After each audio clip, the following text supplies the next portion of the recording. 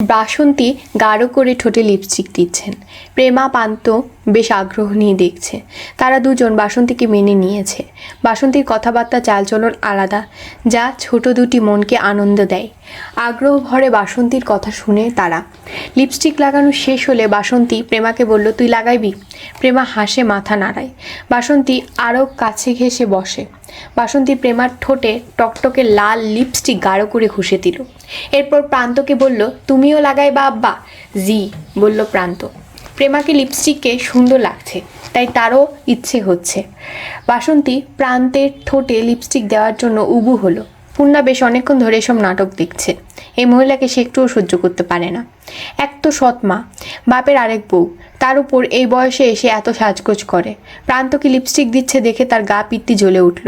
ঘর থেকে দপদপ করে পা ছুটে ফেলে পালালো।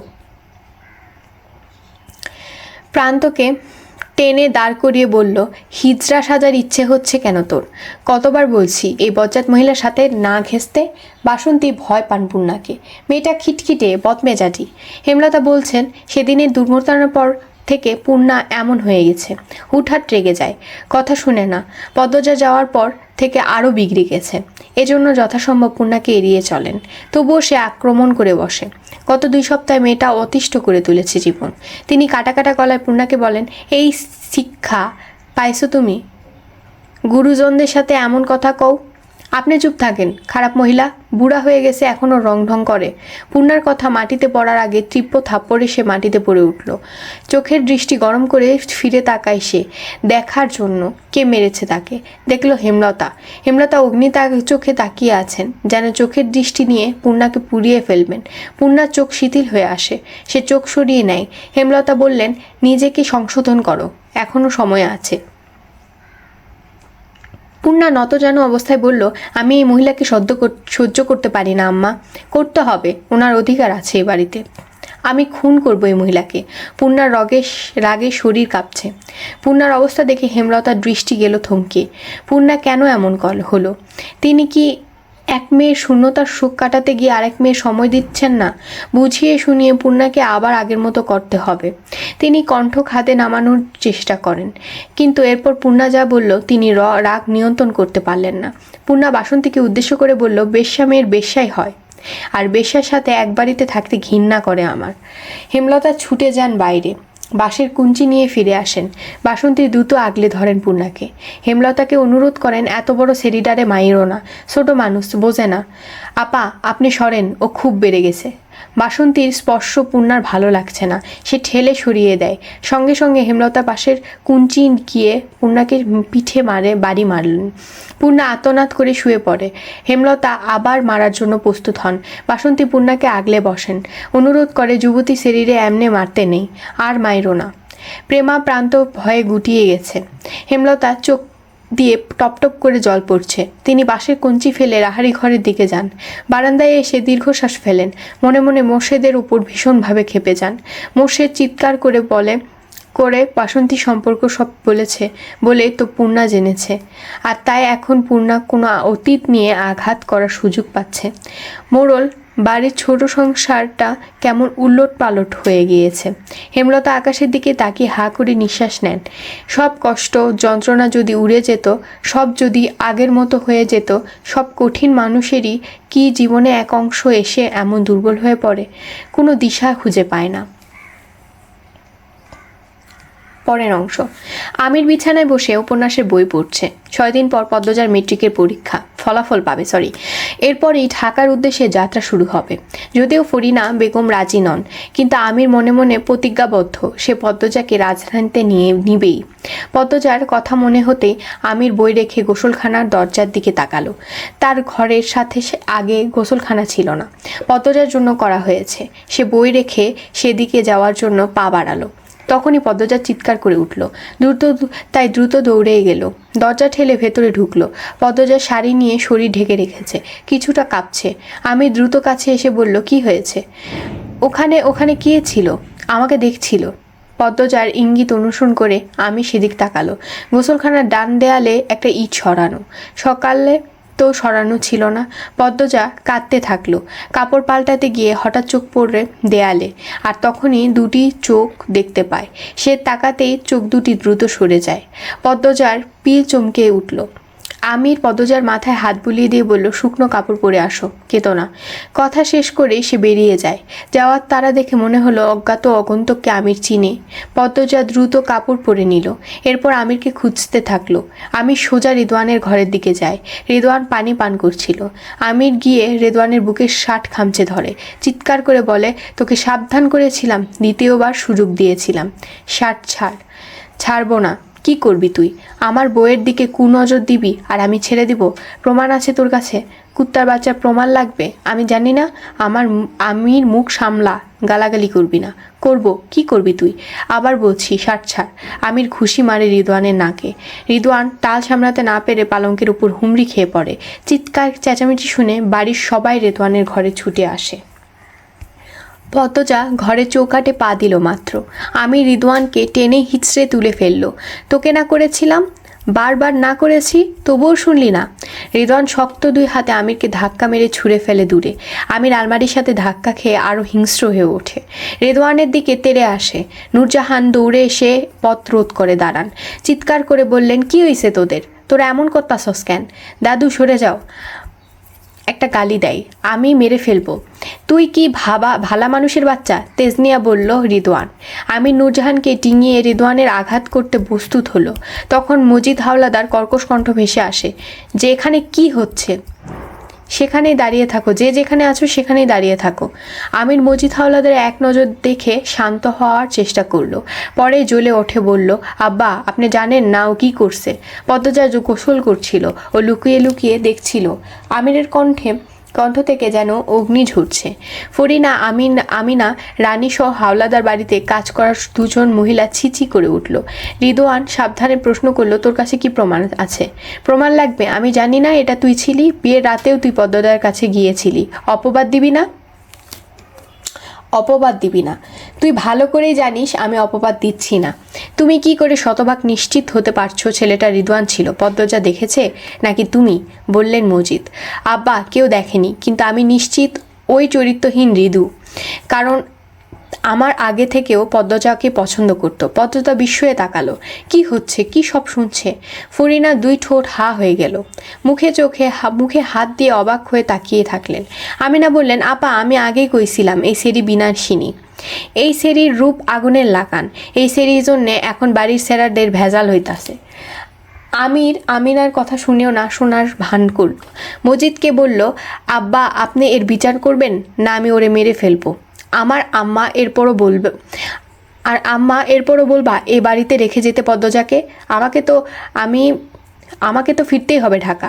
পদ্মজাকে রেখে আমি কিছুতেই যাব না। মনে রেখো আব্বা, তুমিও কথাটা মনে রেখো, আমি তোমার ব্যবসার আর নেই। যদি পদ্মজা আমার সাথে ঢাকায় না যায়, তুমি যেখানে যাবা তোমার বউ তো সেখানেই যাবে। বউ রেখে যাবা কেন? আর রিদওয়ান তুমি আমার সাথে আসো, তোমার সাথে আমার বোঝাপড়া আছে। মজিদ হাওলাদার বেরিয়ে যান। আমির পদ্মজার হাত ধরে পদ্মজাকে বলল, আর কখনো এমন পরিস্থিতিতে পড়বে না। খুশিতে পদ্মজার চোখের তারায় অশ্রু জলজল করে ওঠে। সে আমিরের এক হাত শক্ত করে ধরে বোঝায়, আমি আপনাকে ভালোবাসি, বিশ্বাস করি। সন্ধ্যার ঠিক আগ মুহূর্ত। এমন সময় হাওলাদার বাড়ি রাতের রান্না করা হয়। মগা এক ব্যাগ মাছ নিয়ে গেছে। লতিফা মাছ কাটছে। লতিফা এই বাড়ির কাজের মেয়ে। সবাই ছোট করে লতু ডাকে। ফরিনা ভাত বসিয়েছেন আর অনবরত বলে চলেছেন, আমি এই বাড়ির বড় বান্দি, দাসী আমি। বাবুর বাপ দাসী পুষে রাখছে। দাসী পালে সারাদিন কাম করি, অন্যরা হাওয়া লাগিয়ে ঘুরে বেড়ায়। মরণ আমার একমাত্র শাস্তি। ছোট করে এগুলো সংলাপ বলে। যাই হোক, পদ্মজা গুনগুন করে গান গাচ্ছে আর রান্নাঘরে আশেপাশে ঘুরছে। ফরিনা সব কথাই তার কানে আসছে। তার গায়ে লাগছে না, বরং হাসি পাচ্ছে। সে বহুবার রান্নাঘরে গিয়েছে কাজ করার জন্য। ফরিনা তাড়িয়ে দিয়েছেন, কাজ করতে হবে না বলেছেন, আর এখন বলছেন কেউ সাহায্য করে না। পদ্মজা পা টিপে টিপে রান্নাঘরে ঢুকলো। বলল, আম্মা আমি সাহায্য করি। এই সেরি, তুমি এত বেদব ক্যারে? কতবার কইছি তোমার সাহায্য করতে হইব না? না মানে আপনি বলেছিলেন কেউ সাহায্য করে না। তোমারে তো বলি নাই, তোমার গায়ে লাগে কেন? মেজে ঝাড়ু দিয়ে দেই, তোমারে কইছি আমি, তুমি যাও এন থাইকা, যাও কইতাছি। পদ্মজা বেরিয়ে আসে। বাসায় লাবণ্য নেই, আমির নেই, কার কাছে যাবে? রানী আছে। রানীর কথা মতোই পদ্মজা রানীর ঘরে যায়। যাওয়ার পথে সন্ধ্যার আজান ভেসে আসে কানে, তাই আর সেদিকে এগুলো না, নিজের ঘরে হেঁটে গেল। নামাজ পড়তে হবে। নামাজ পড়ে সূরা ইয়াসিন একবার পড়ল, এরপর জানালা লাগাতে গিয়ে রানীকে দেখতে পেল। সেদিনের মতো জঙ্গলের ভেতর ঢুকছে, আর কিছু মুহূর্ত পার হলে চারিদিকে রাতের গাঢ় অন্ধকার তলিয়ে যাবে। এমন সময় কি করতে যাচ্ছে ওখানে? এত সাহসী কি করে হয়?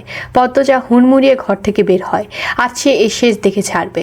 লাবণ্য সবেমাত্র সদর ঘরে ঢুকেছে। পদ্মজাকে তাড়াহুড়া করে কোথাও যেতে দেখে বলল, কি রে, কই যাস? পদ্মজা চমকে উঠল, এরপর বলল, এই তো এখানেই, কই ছিলি? আচ্ছা, পরে কথা বলবো, আসি এখন। লাবণ্য ঠোঁট উল্টে পদ্মজা যাওয়ার পানে তাকিয়ে থাকে। এরপর মনে মনে ভেবে নিল, 2 তলা থেকে হয়তো দেখেইছে দাভায় এসেছে, তাই এগিয়ে আনতে যাচ্ছে। সে নিজ ঘরের দিকে চলে গেল। পদ্মজা কখনো বাড়ির পেছনের দিকে যায়নি, এ প্রথম যাচ্ছে। বাড়ির ডান পাশে বিশাল পুকুর, কালো জল, অথচ বাড়ির মানুষ পুকুরের জল স্বচ্ছ।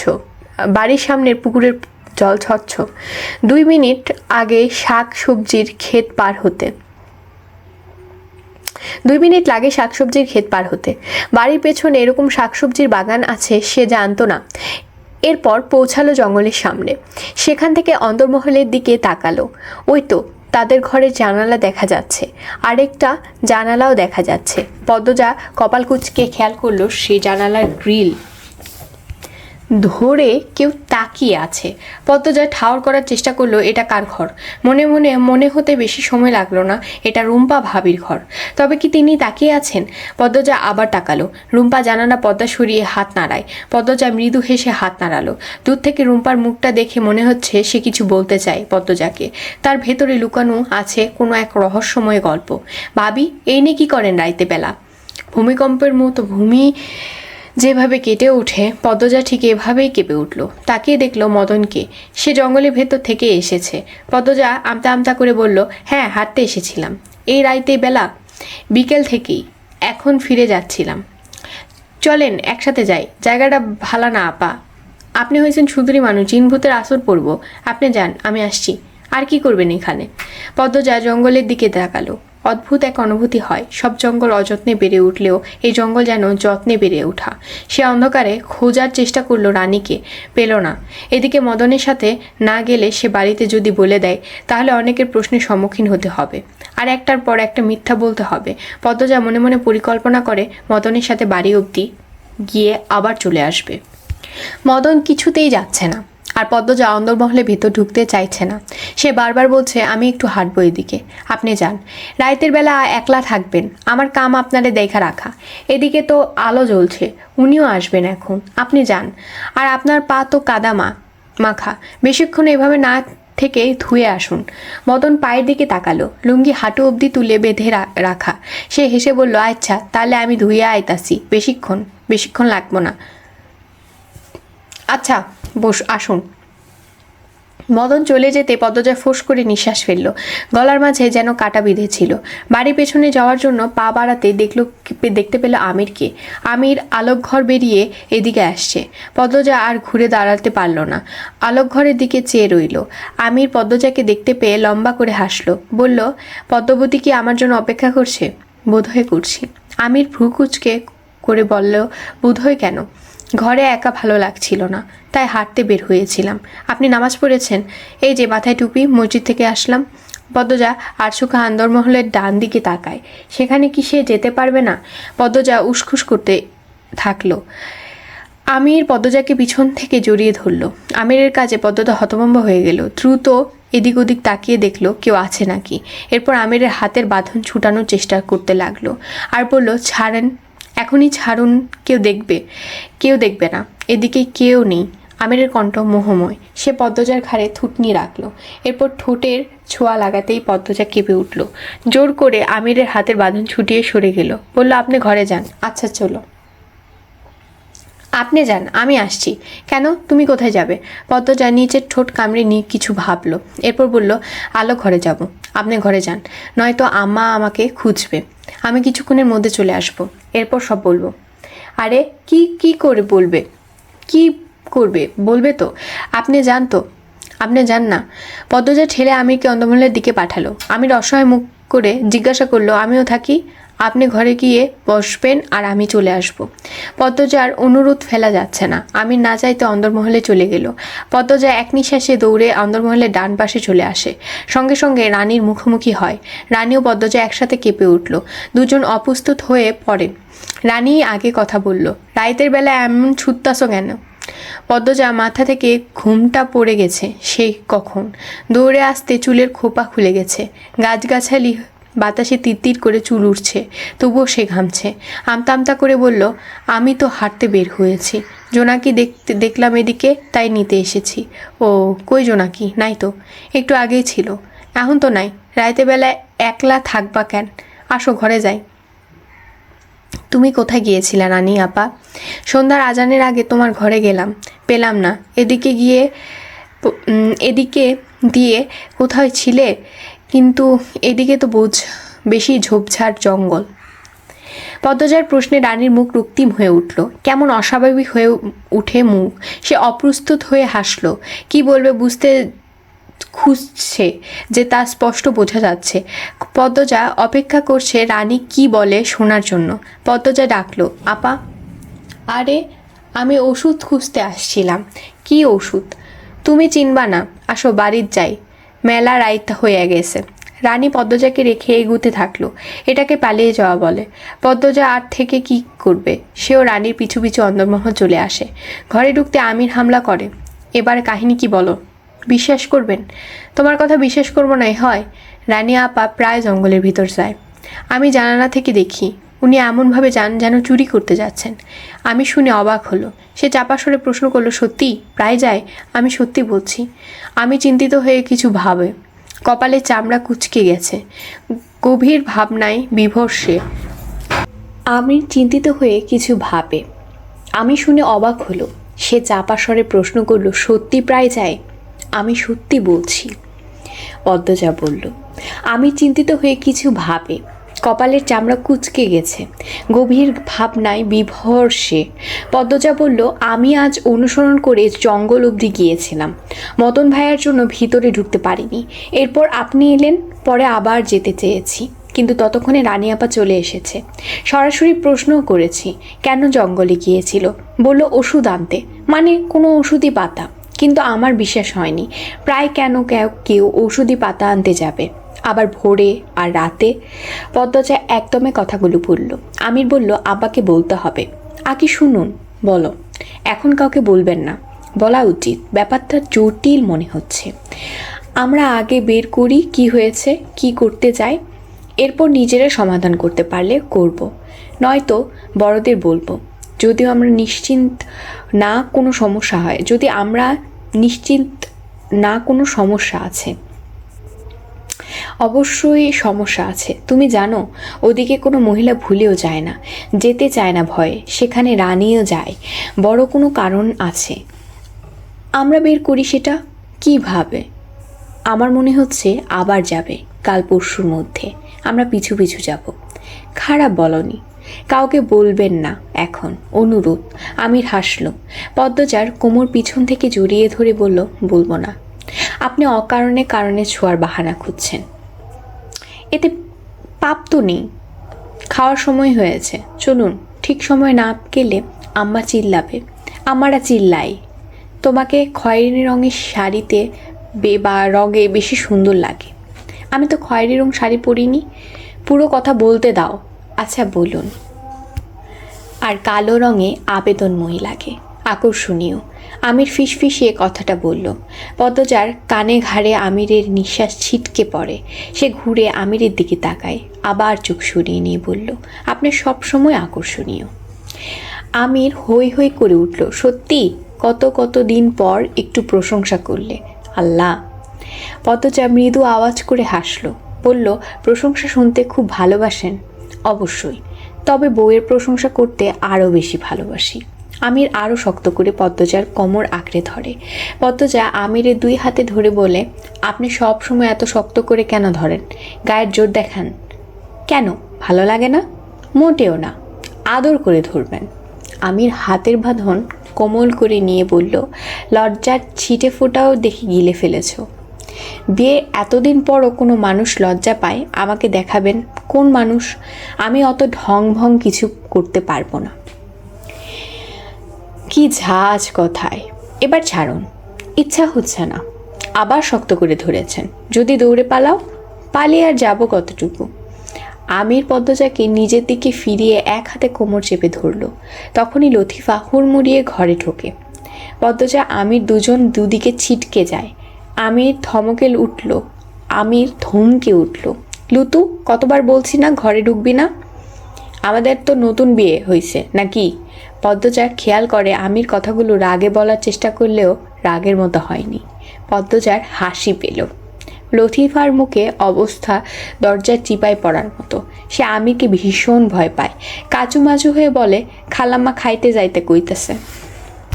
গল্পের পরের মোড়। পদ্মজা নূরজাহানের পা টিপে দিচ্ছে। তার মূল উদ্দেশ্য রুম্পার ঘরে যাওয়া। সকাল থেকে বারংবার রুম্পার ঘরে ঢোকার চেষ্টা করেছে, পারেনি। মদন কিছুতেই ঢুকতে দেয়নি। তার এক কথা, নূরজাহান না বললে ঢুকতে দেবে না। অগত্যা পদ্মজা নিরাশ হয়ে নূরজাহানের ঘরে এসে পা টিপা শুরু করে। যদি একটু পটানো যায়। ঘণ্টাখানেক পর সে নূরজাহানের পা টিপছে, ঘণ্টাখানেক ধরে। হাত পায়ে ব্যথায় টনটন করছে। নূরজাহান আয়েশ করে ঘুমাচ্ছেন। কখন যে ঘুম ভাঙবে এভাবে কেটে যায় আরও অনেক সময়। নূরজাহান চোখ মেলে তাকান। পদ্মজাকে বললেন, এখনো আসো? পদ্মজা মৃদু হাসল। নূরজাহান বললেন, অনেকক্ষণ হয়েছে, যাও এখন ঘরে যাও। পদ্মজার চোখে মুখে আধার নেমে আসে। পরক্ষণে মিষ্টি করে হেসে বলল, আপনার ঘুম ভালো হয়েছে? হ্যাঁ হয়েছে। দাদু, একটা প্রশ্ন করি? করো। রুম্পা ভাবিকে যেদিন দেখেছিলাম অনেক নোংরা দেখাচ্ছিল। ওনাকে পরিষ্কার রাখার জন্য একটা মেয়ে দরকার, কিন্তু সবসময় মদন ভাইয়া পাহারা দেন। সারের লাগান শক্তি এই শরীর, হের লগে শরীরা পারবো না, সবাই ডরায়। তাই বলে এভাবে অপরিষ্কার থাকবে সবসময়? সবাই ডরায়, কেউ যাইব না সাপ কইরা দিতে। তুমি বেহুদা কথা বলতাছ। নূরজাহানের কঠিন কণ্ঠে সামনে পদ্মজার আসল কথাটাই মুখে আসছে না। সে মনে মনে নিজেকে প্রস্তুত করে নিয়ে বলল, আমার মনে হয় আমি পারবো। ভাবি আমাকে আঘাত করবে না, আমাকে যাওয়ার অনুমতি দিতে দেন। পাগল হয়েছে সেরি? কেমনে খামসাইছিল ধরছিল মনে হয় তাই? আর কথা কইও না, যাও এন থাইকা। পদ্মজা আর কিছু বলার সাহস পেল না। সে ঘর ছেড়ে বারান্দায় এসে দাঁড়ায়। যাওয়েন। 2 তলার বারান্দা থেকে আলোক ঘরের সামনে খালি জায়গা দেখা যাচ্ছে। সেখানে গ্রামের মানুষের ভিড়। মজিদ হাওলাদার তার লোকজন নিয়ে গ্রামের মানুষদের সমস্যা শুনছেন। কাউকে অর্থ দিয়ে সাহায্য করছেন, কাউকে বা ধান দিয়ে। এ ব্যাপারটা প্রায় ঘটে। পদ্মজার খুব ভালো লাগে, গর্ব হয়। পূর্ণা ঘাটে বসে আছে। মাদিনী নদীর জলের স্রোতে তার দৃষ্টি স্থির। প্রান্তপ্রেমা স্কুলে গিয়েছে, সে যায়নি। ইদানিং সে স্কুলে যায় না, একদমই ভালো লাগে না। পদ্মজা যাওয়ার পর থেকে সব যেন থমকে গেছে। পদ্মজার শূন্য জায়গাটা কিছুতেই পূর্ণা মানতে পারছে না। বাড়ির প্রতিটি কোণে সে পদ্মজার স্মৃতি খুঁজে পায়। এই তো, এই ঘাটে বসে দুজন কত সময় পার করত, কত গল্প করত। আজ পদ্মজার জায়গা শূন্য। পূর্ণা অনুভব করে সে তার মায়ের চেয়েও বেশি ভালোবাসে পদ্মজাকে। পদ্মজার প্রতিটি কথা কানে বাজে। এতদিন হয়ে গেল, তবু এই শোক, এই শূন্যতা কাটিয়ে উঠতে পারছে না। পূর্ণার চোখ দুটি ছলছল করে ওঠে। সে নিচের ঠোঁট কামড়ে 2 বার ডাকলো, আপা, আপা রে। বাসন্তী দূর থেকে পূর্ণাকে দেখতে পাল। জুতা খুলে পা টিপে টিপে হেঁটে আসেন। পূর্ণার পাশে বসেন। পূর্ণা এক ঝলক বাসন্তীকে দেখে দ্রুত চোখের জল মুছল। এরপর বলল, আপনি এখানে এসেছেন কেন? প্রশ্ন ছুড়ে দিতে পূর্ণা তীক্ষ্ণ দৃষ্টিতে মেলে বাসন্তীর দিকে তাকালো। দেখতে পেল বাসন্তীকে আজ অন্যরকম লাগছে। আর একটু খেয়াল করলে বুঝতে পারে অন্যরকম কেন লাগছে। আজ বাসন্তীর ঠোঁটে লিপস্টিক নেই, কপালে টিপ নেই, চোখে গাঢ় কাজল নেই। থুতনির নিচে সবসময় কালো 3টা ফোঁটা দিতেন, সেটাও নেই। পূর্ণা বাসন্তীর উত্তরের অপেক্ষা না করে পূর্ণা পাল্টা প্রশ্ন করল, আপনি আজ সাজেননি? না, সাজলে ভালো লাগে না। বেশ আগ্রহ নিয়ে জানতে চাইলেন বাসন্তী। পূর্ণা বাসন্তীর চোখে মুখে স্নিগ্ধতা খুঁজে পেল। মায়াবী প্রাকৃতিক সৌন্দর্য, চকচকে গাল, 40-এর উপর বয়স মনেই হয় না। কিন্তু মুখে কিছু বলল না পূর্ণা। সে চোখ সরিয়ে নিল। বাসন্তী বললেন, আমার সাথে গপ করবা? আমার ঠেকা পড়েনি। পূর্ণার ঝাঁঝালো স্বর। বাসন্তী পূর্ণার পাশ ঘেঁষে বসেন। পূর্ণা বিরক্তিতে চোখ মুখ কুঁচকে ফেলল। কিছু কঠিন কথা শোনানোর জন্য প্রস্তুত হলো সবে মাত্র। তখন বাসন্তী বললেন, আম্মা, আমি তোমার আব্বারে ভালোবাসছিলাম সত্যি, তবুও শেষ বয়সে আইসা একটা ভুল করে ফেলি। ভুল যখন বুঝতে পারি তোমার আব্বারে বলি, কিন্তু তোমার আব্বা মুখ ফিরাইয়া নিল।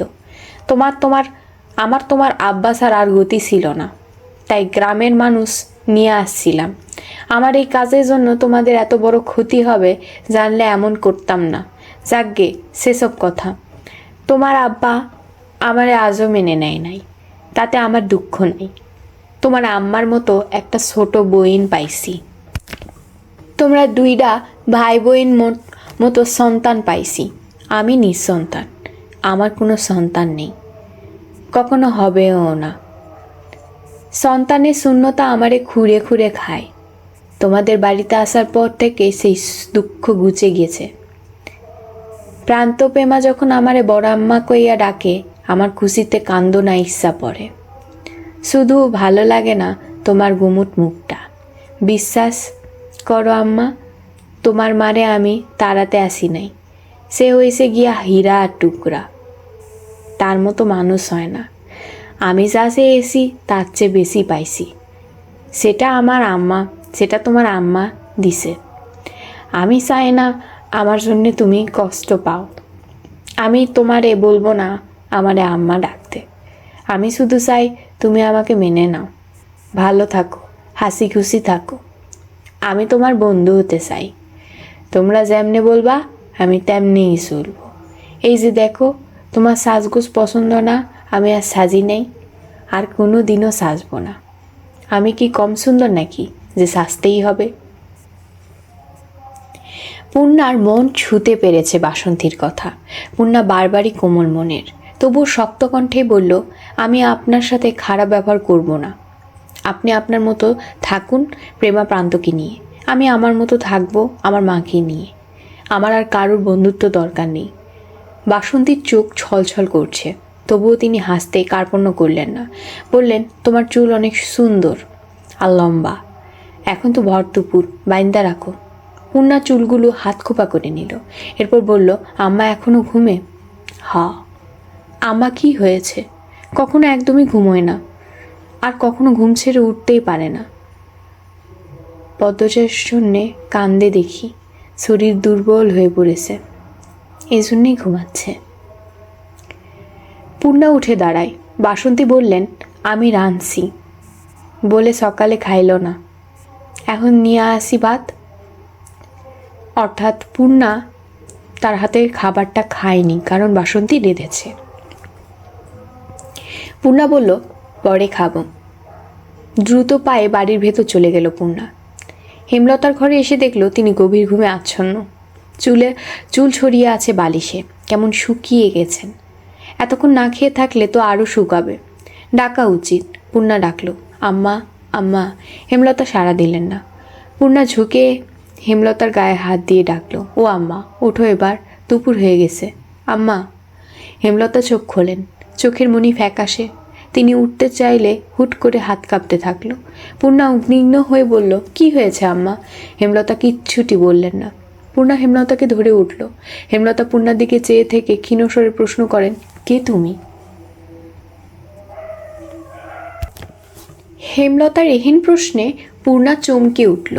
চাপা স্বরে অবাক হয়ে উচ্চারণ করলো, আম্মা। সেকেন্ড কয়েক পর পূর্ণার ওপর থেকে হেমলতা চোখ সরিয়ে নিলেন। পূর্ণা বলল, আমাকে চিনতে পারছো না? হেমলতা বিছানা থেকে নামতে নামতে বললেন, ঘুমটা হঠাৎ ভেঙে গেল, তাই এমন হয়েছে। সবার খাওয়া দাওয়া হয়েছে? পূর্ণা তখনও অবাক চোখে তাকিয়ে আছে। হেমলতা পূর্ণার দিকে তাকান, জিজ্ঞাসা করেন, কিরে, কিছু জিজ্ঞাসা করছি না? হয়েছে, দুপুরে আজান পড়বে। এতক্ষণ ঘুমিয়েছি, আরও আগে ডাকতে পারলি না? ঘুমাচ্ছিল আরাম করে, তাই ডাকিনি। ফজরের নামাজটা পড়া হলো না, এখন কাজা পড়তে হবে। তুই নামাজ পড়েছিলি তো? পড়েছি। খেয়েছিস? না। এরকম করে আর কতদিন চলবে? যা খেয়ে নে। পূর্ণা বাধ্যমের মতো হেঁটে চলে গেল রান্নাঘরে। ক্ষুধায় পেট চোচো করছে, কতক্ষণ না খেয়ে রাগ করে থাকা যায়। হেমলতা খোলা চুল হাত পা খোপা করে নেন, এরপর কলপাড়ের দিকে যান। উঁচু করে ঘরে ঢোকার পথে পূর্ণা খাচ্ছে। তিনি পূর্ণার উদ্দেশ্যে বলেন, খাওয়া শেষ করে ঘরে আসিস। পূর্ণা খেয়ে দিয়ে থালা ধুয়ে গুছিয়ে রাখে। রান্নাঘর থেকে বের হয়ে দেখে চারা গাছ লাগানোর জন্য বাসন্তী উঠোনের এক কোণে বসে মাটি ঝুড়ছেন। পূর্ণা দৃষ্টি সরিয়ে হেমলতার ঘরে আসে। এসে দেখে হেমলতা জায়নামাজে অসম্ভব উদ্বিগ্ন হয়ে বসে আছেন। পূর্ণা ডাকল, আম্মা। হেমলতা চমকে তাকান। পূর্ণা দ্বিতীয়বারের মতো অবাক হয়। চমকানো কি হলো এমন? হেমলতা স্বাভাবিক হয়ে বসেন, জায়নামাজ ভাঁজ করে ধীরে সুস্থে। এরপর পূর্ণাকে কাছে এসে বসতে বলেন। পূর্ণা পাশে এসে বসে। হেমলতা গভীর ভারী কণ্ঠে বলেন, আপা বাসন্তী, প্রতি তোর এত রাগ কেন? আম্মাকে বল, আমাকে বল। এখন রাগ নেই। প্রেমাপান্তের মতো মিলেমিশে থাকতে পারবি না? ওরা বড় আম্মা ডাকে, তুই শুধু খালাম্মা ডাকবি। মাত্র উঠলে ঘুম থেকে, আগে খাও, এরপর কথা বলবো। আমি এখন বলবো, কথাগুলো বলবো বলবো করে বলা হয়নি। দেখ পূর্ণা, আপা অন্য পরিবেশে বড় হয়েছে থেকেছে, তাই একটু অন্যরকম। তাই বলে মানুষটা তো খারাপ না। আপা সত্যি একটা সংসার চায়, একজন সঙ্গীও হলো। বয়স তো হচ্ছে, একা সব সামলানো যায়। আপারও বয়স হচ্ছে, কিন্তু দুজন মিলে তো সঙ্গী কাজ করতে পারবো। কয়দিন পর তো তোর বিয়ে হবে, প্রেমার বিয়ে হবে, শ্বশুরবাড়ি চলে যাবি, তখন আমার একজন সঙ্গী থাকলো। আর এমন নয় যে আপার মনে বিষ আছে। আপারও ভালো সঙ্গ দরকার, ভালো পরিবেশ, ভালো সংসার। আমি দেখেছি আপা কত সুখে আছে এখানে। প্রেমাপান্তর জন্য জান দিতে প্রস্তুত। নিঃসন্তান বলে হয়তো এমন। আপা কিন্তু এখন আমাদের ছাড়া অসহায়। ওনার মা মারা গেছে, বাবা তো নেই, আত্মীয় স্বজন নেই। এ বয়সে যাবে কই? আমরা একটু মানিয়ে গুছিয়ে নিতে পারি না? সতীন হলেই সে খারাপ হবে, সৎমা হলেই সে খারাপ হবে, এমন কোনো বাণী আছে? পূর্ণা বেশ অনেকক্ষণ চুপ রইল। এরপর বলল, কিন্তু উনি অনেক সাজগোজ করেন। যদিও আমাকে কিছুক্ষণ আগে বলেছেন আর সাজবেন না, তবে ওনার কথার ধরন আমার ভালো লাগে না। সে শকে স উচ্চারণ করেন, অশুদ্ধ শুদ্ধ মিলিয়ে জগা খিচুড়ি বানিয়ে ফেলেন। হেমলতা পূর্ণার কথায় হাসলেন। পূর্ণা ওনার আঁচল আঙুলে পেঁচাতে পেঁচাতে ওদিকে এদিকে তাকাচ্ছে। হেমলতা, বাসন্তীর খালাকে স উচ্চারণ শিখাতে পারবি না? হেমলতা বলল, উনি শিখবেন, বললেই অবশ্যই শিখবেন। সত্যি? বলেই দেখ। এখন যাব? যাচ্ছি। পূর্ণা ছুটে বেরিয়ে গেল। হেমলতা মৃদু হেসে বারান্দায় বেরিয়ে আসেন। সেলাই মেশিনের সামনে বসেন। অনেকগুলো কাপড় জমেছে, সব শেষ করতে হবে। উঠোনে বাসন্তীকে দেখা গেল না। এদিক ওদিক তাকিয়ে খুঁজতে থাকলো পূর্ণা। বাসন্তী কলপার থেকে হাত পা ধুয়ে বেরিয়ে আসেন। পূর্ণা কথা বলতে গিয়ে দেখে জড়তা কাজ করছে। 2-3 বার ঢোক গিলে ডাকলো, শুনুন। বাসন্তী দাঁড়ালেন, পূর্ণাকে দেখে হাসলেন। পূর্ণা এগিয়ে এসে বলল, আপনাকে আমি পড়াবো। কি পড়াই বা? লাহারি ঘরের বারান্দায় আসেন আগে। বাসন্তী কিছু বুঝতে পারছেন না, তবু পূর্ণার পিছু পিছু গেলেন। বারান্দার চৌকির উপর পূর্ণা বসলো। পূর্ণার সামনে বাসন্তী বসেন উৎসুক হয়ে। পূর্ণা গম্ভীর কণ্ঠে বলল, আপনাকে দন্ত স উচ্চারণ শেখাবো আমি। দন্ত স উচ্চারণ তো আমি পারি, আপনি দুনতা স না বলে দুনতা স বলছেন। শুনতে ভালো লাগে না, বলুন দুনতা স। বাসন্তী থতমত খেয়ে যান, চোখ ছোট ছোট করে বলে, দুনতা স। হয়নি, বলুন দুন্ত স। দুন্ত স। আবারও হয়নি। আচ্ছা বলুন সংসার। সংসার। সংসার। সংসার। সংসার উচ্চারণ করতে করতে পূর্ণার মুখের সামনে ঝুঁকে পড়েন বাসন্তী। পূর্ণ বলল, উপরে চলে আসছেন কেন? দূরে আসুন, দূরে বসুন। বাসন্তী দ্রুত সোজা হয়ে বসেন। পূর্ণ বলল, এবার বলুন সন্তান। সন্তান। ফাটাফাটি হয়ে গেছে। এবার বলুন আসছে। আসছে।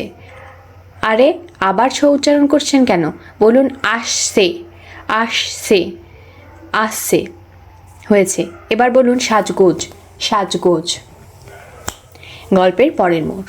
হাওলাদার বাড়ি পুরুষের একসাথে বসেছে দুপুরের খাবার খাওয়ার জন্য। আলমগীর, খলিল সবাই আজ উপস্থিত আছে। আমির 2 দিন পর শহরে ফিরবে, তাই আলমগীরের চলে এসেছে। অতিরিক্ত গরম পড়েছে। বাড়ির চারপাশে এত গাছপালা, তবুও একটা বাতাসে দেখা নেই। আমিনা লতিফা বাতাস করছে। পদ্মজা ফরিনা রিনু খাবার বেড়ে দিচ্ছে। পদ্মজা আমিরের থালায় মাংস দিতেই আমির বলল, তুমি কখন খাবে? পদ্মজা চোখ তুলে তাকাই, বলল, আম্মার সাথে। এখন বসো না। জেদ ধরবে না, অনুরোধ, ফিসফিসিয়ে বলল পদ্মজা। এরপর মাছের তরকারি আনার জন্য রান্নাঘরে যায়। বাটিতে করে মাছের ঝোল নিয়ে ফিরে আসে। আমিরের দিকে চোখ পড়তে আমির চোখ টিপল। পদ্মজা ঠোঁট কামড়ে হাসে। আলমগীরের থালায় মাছের ঝোল দেওয়ার সময় খেয়াল করলো আলমগীর বেশ ফুর্তিতে আছে। বয়স 35 হবে। এসে একবারও রুম্পার কথা জিজ্ঞেস করলো না। কি অদ্ভুত! বইয়ের প্রতি বিন্দু মাত্র মায়া ভালোবাসা নেই যে স্পষ্ট বোঝা যাচ্ছে। রানী লাবণ্য ছুটে এসে বাপ চাচার মাঝে বসে। খাওয়ার ফাঁকে ফাঁকে সবাই বিভিন্ন রকম আলোচনা করছে। রানী বিয়ে নিয়ে বেশি কথা হচ্ছে। খুব দ্রুত রানীর বিয়ে দিতে চান তারা। আচমকা রানী গড়গড় করে বমি করতে আরম্ভ করলো। সবাই বিরক্তিতে চোখ মুখ কুঁচকে ফেলল। প্রতিটি খাবারের থালা নষ্ট হয়ে যায়। আমির দ্রুত রানীকে ধরে কলপারে নিয়ে যান। লাবণ্য, পদ্মজা, নূরজাহান, ফরিনা ছুটে যান পিছু পিছু। বাড়ির পুরুষেরা হাত ধুয়ে উঠে পড়ে। মুহূর্তে একটা হইচই লেগে গেল। রানী বমি করতে করতে ক্লান্ত হয়ে কলপাড়ায় বসে পড়ে। আমিনা হাই হুতাশ করে বিলাপ করছেন, আমার শরীর কি হইল? কয়দিন ধইরা খালি বমি করতাছে, জিনের আসল লাগলো নাকি? কতবার কইছি যখন তখন ঘর থাইকা বাইরও না হইতে। লাবণ্য তথ্য দিল আপার আয়তেও ছটফট করে, ঘুমাতে পারে না। আমিনা কেঁদে কুল পাচ্ছে না। রানীর চোখ মুখ লাল হয়ে গেছে। তিনি রানীকে প্রশ্ন করলেন, আর কি কষ্ট হয় তোর? ও আম্মা, কবিরাজ ডাকেন, আমার শরীর আর কি হইল? রানী ক্ষীণস্বরে বলল, মাথাটা খালি চক্কর মারে। নূরজাহান চোখ দুটি বড় বড় করে প্রশ্ন করলেন, এই সেরি তোর শরীর খারাপ শেষ কবে হয়েছে? 2 মাস হবে।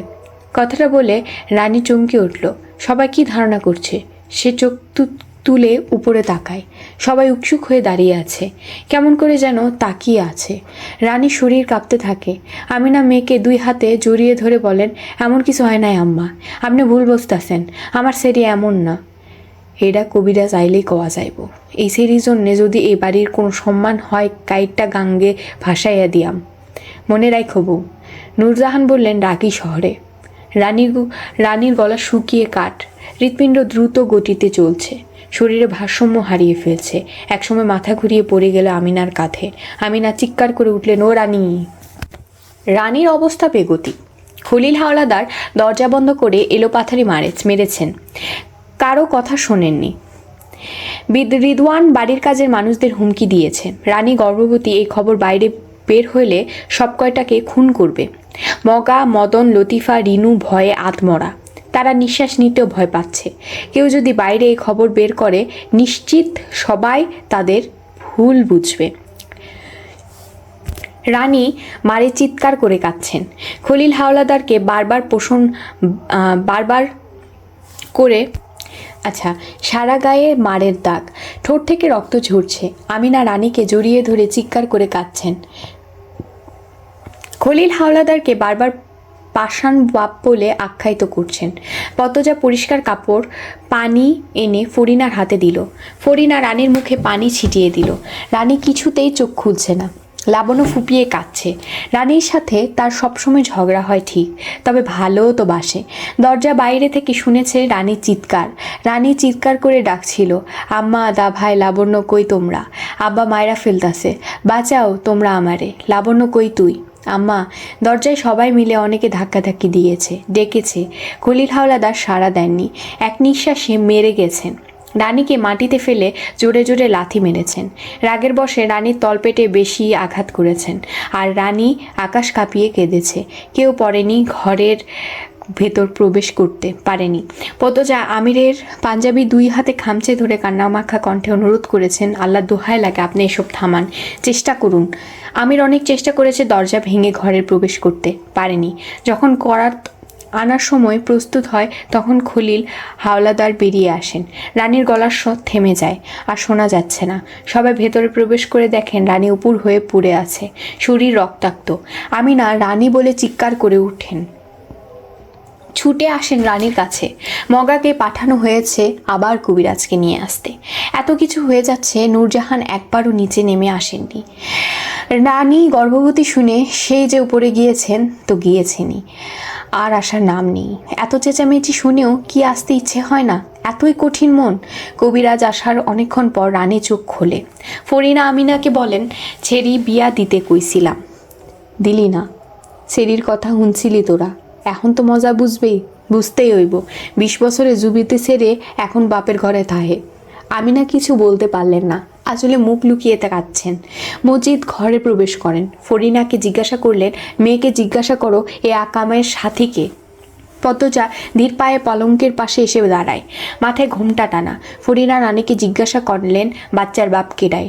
রানী কিছু বলছে না, ঠোঁট কামড়ে কাচ্ছে, চোখ বেয়ে জলের মাথা ধারা নামছে। ফরিনা তেজ নিয়ে বললেন, কিরে সেরি, এখন কথা আয় না কেন?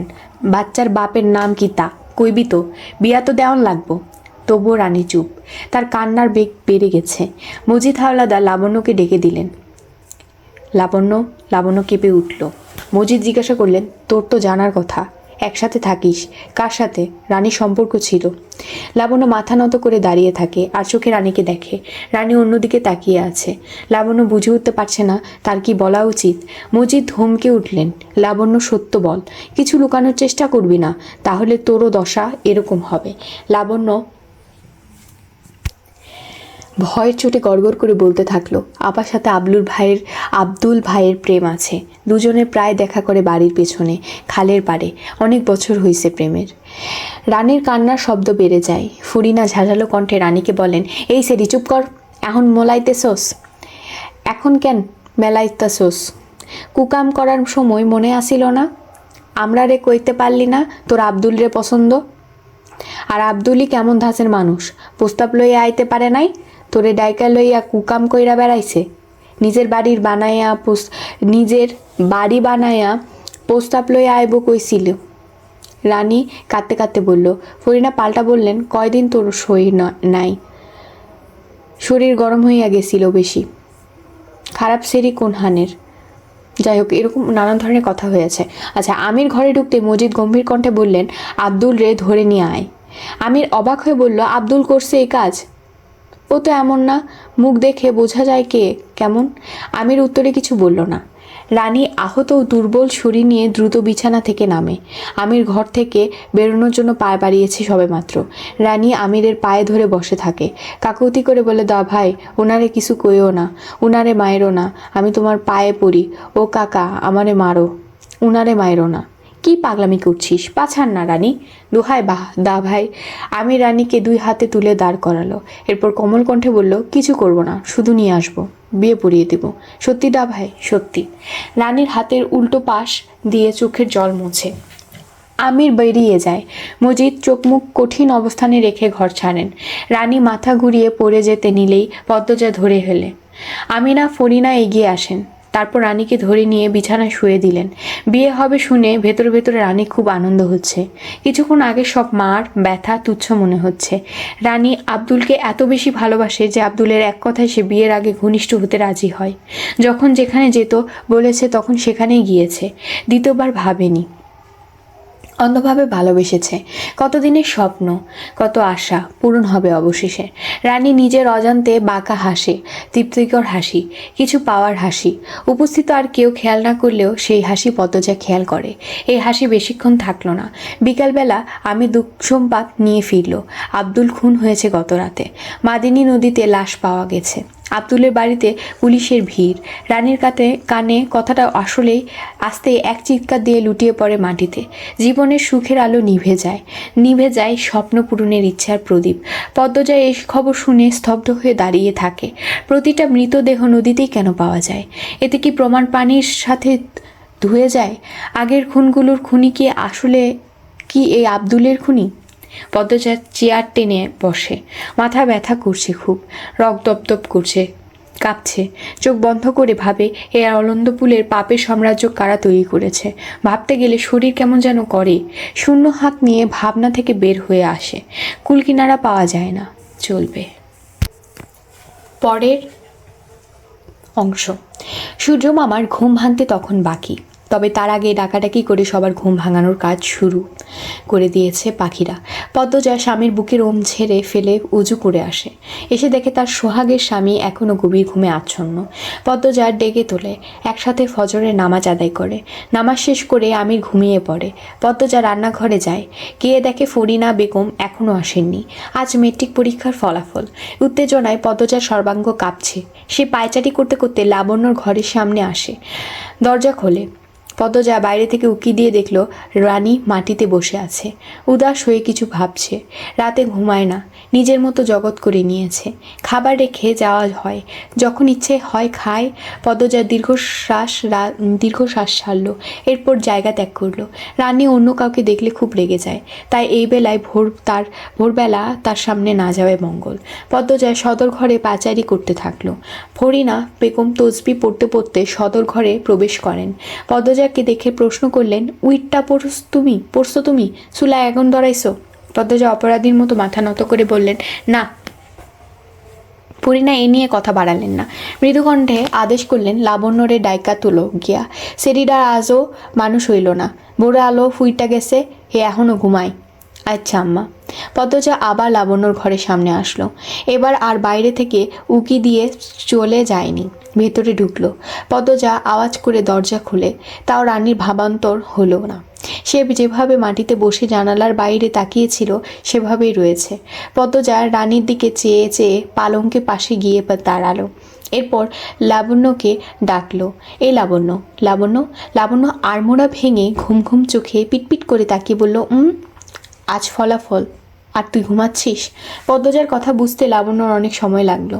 যখন বুঝতে পারলো লাফিয়ে উঠে বসলো, বুকে হাত রেখে ফাঁসফাঁস করতে বলল, কি বললি এটা? দেখ কইলজাটা লাফাইতাছে। কি ভয়ানক কথা মনে করাইয়া দিলি। উফ। পদ্মজা হাসলো, বলল, কলিজা লাফায় না, বুক ধুকধুক করে। ওইটাই আমি ফেল করব। রানী আপার মতো মায়ের খাবো দেখিস, আমার শ্বাস কষ্ট হইতাছে। লাবণ্য ভয়ে ভয়ে ঘন ঘন নিঃশ্বাস নিচ্ছে, সে আতঙ্কে আছে। এই চিন্তায় রাতে ঘুম আসেনি, ঘুমাতে ঘুমাতে মাঝরাত হয়ে গেছে। পদ্মজা লাবণ্য ছটফাটানি দেখে ভয় পেয়ে যায়, সান্ত্বনা দিয়ে বলল, এমন কিছুই হবে না, দেখিস। বেহুদা চিন্তা করছিস, সূর্য উঠে যাবে, নামাজ পড় জলদি, আল্লাহর কাছে দোয়া কর। লাবণ্য হুড়মুড়িয়ে বিছানা থেকে নেমে কলপারে ছুটে যায়। এবার পদ্মজা হেসে ফেলল, রানীর দিকে চোখ পড়তেই হাসিটা মিলিয়ে যায়। রানী কাঁদছে। পদ্মজা 2 পা রানীর দিকে এগিয়ে আবার পিছিয়ে যায়, আবার এগিয়ে যায়।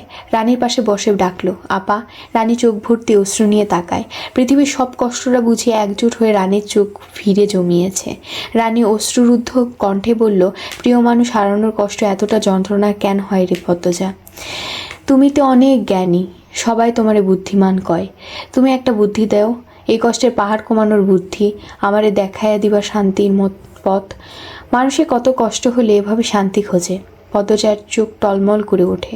সে ঢোকিলে বলল, পুরনো স্মৃতি মুছে সামনের কথা ভাবো, নামাজ পড়ো, হাদিস পড়ো, কোরআন পড়ো, একদিন ঠিক শান্তি খুঁজে পাবে। আমার মতো পাপীর আল্লাহ কবুল করব? আল্লাহ তাআলার মতো দয়াবান উদার আর কেউ নেই। পাপ মোছার জন্য অনুতপ্ত হয়ে সেজদা দিয়েই দেখো না আপা, ক্ষমা চেয়ে দেখো, আল্লাহ ঠিক তোমার জীবন শান্তি ফিরিয়ে আনবেন। সেদিন বুঝবে আল্লাহ তোমার সেজদা কবুল করেছেন। রানী জানালার বাইরে তাকায়, আম গাছের ডালে চোখ রেখে বলল, কেন এমনটা হইল আমার সাথে? ব্যভিচার করেছ আপা, বিয়ের আগে এভাবে। আপা এসব ভেবো না, আর যা হওয়ার হয়েছে। দুনিয়ার আর চাওয়ানের বা পাওয়ানের কিছু নাই আমার। আখিরাতের জন্য সম্পদ জমাও এবার। রানী অন্যরকম দৃষ্টি নিয়ে পদ্মজার দিকে তাকায়। পদ্মজা মাথায় সোজা সিথি করে, সব সময় এক অংশ সিথি দেখা যাচ্ছে, বাকিটুকু শাড়ির আঁচলে ঢাকা। মেয়েটা এত স্নিগ্ধ, এত সুন্দর, এত পবিত্র, দেখলেই মন প্রাণ জুড়িয়ে যায়। পদ্মজা বলল, আখিরাতে সম্পদ ইবাদত, খাঁটি ইবাদত। তুমি খুব ভালো পদ্মজা। রানী মৃদু হেসে বলল, তার চোখ বেয়ে 2 ফোঁটা জল গড়িয়ে পড়ে। পদ্মজা অপ্রস্তুত হয়ে হাসলো, বলল, এখন নামাজ আদায় করতে পারবে? তাহলে পড়ে নাও। ওই দিনটার পর আর গোসল করি নাই, আজ করবে কিন্তু? করব। আসি? আসো। পদ্মজা বেরিয়ে আসে। দরজার বাইরে পা রাখতেই রানীর কান্নার স্বর কানে আসে। পদ্মজা থমকে দাঁড়ায়, পিছন ফিরে একবার রানীকে দেখে। রানী হাঁটুতে মুখ লুকিয়ে কাঁদছে। পদ্মজা মনে মনে প্রার্থনা করে, আল্লাহ ক্ষমা করে দাও, রানী আপাকে শান্তি পথে ফিরে আসার রহমত দাও। বাড়ির সবাই মেট্রিক পরীক্ষার ফলাফল জানার জন্য অধীর আগ্রহে অপেক্ষা করছে। আমি সেই সকাল 10টায় বের হয়েছে, এখন বাজে দুপুর 3টা। লাবণ্য মিনিটে মিনিটে গ্লাস ভরে পানি খাচ্ছে আর বারবার টয়লেটে যাচ্ছে। পদ্মজা ঝিম মেরে বসে আছে। হেমলতা সবসময় পদ্মজাকে বলতেন ম্যাট্রিকে ফার্স্ট ডিভিশন পাওয়ার জন্য। পদ্মজা একবার মনে হচ্ছে সে ফার্স্ট ডিভিশন ফলাফল করবে, আর একবার মনে হচ্ছে সেকেন্ড ডিভিশন চলে যাবে। সে এক হাতের আঙ্গুল দিয়ে অন্য হাতে তালু চুলকাচ্ছে। এই মুহূর্তে মাকে খুব মনে পড়ছে। কতদিন হলো দেখা হয় না। প্রথম মায়ের জন্য প্রায় কাঁদত সে, এখন অবশ্যই মানিয়ে নিয়েছে। আছরের আজান পড়ছে, এখনও ফিরেনি আমির। পদ্মজা নামাজ পড়তে চলে যায়। নামাজ পড়ে বারান্দায় এসে দাঁড়ায়। এরপর যা দেখলো খুশিতে আত্মহারা হয়ে পড়ে। আমিরের সাথে হেমলতা, পূর্ণা এসেছে। দুজনে পরনে কালো বোরখা। 3জন আলোকঘর থেকে পেরিয়ে অনন্তপুর মহলের দিকে আসছে। মাথার উপর কড়া রোদ নিয়ে মরুভূমিতে সারাদিন হাঁটার পর পথিক তৃষ্ণার্ত হয়ে পানি দেখা পেলে যেমন আনন্দ পায়, ঠিক তেমন আনন্দ হচ্ছে পদ্মজার। ইচ্ছে হচ্ছে 2 তালা থেকে ঝাঁপ দিয়ে নেমে যেতে, কিন্তু তা তো আর সম্ভব নয়।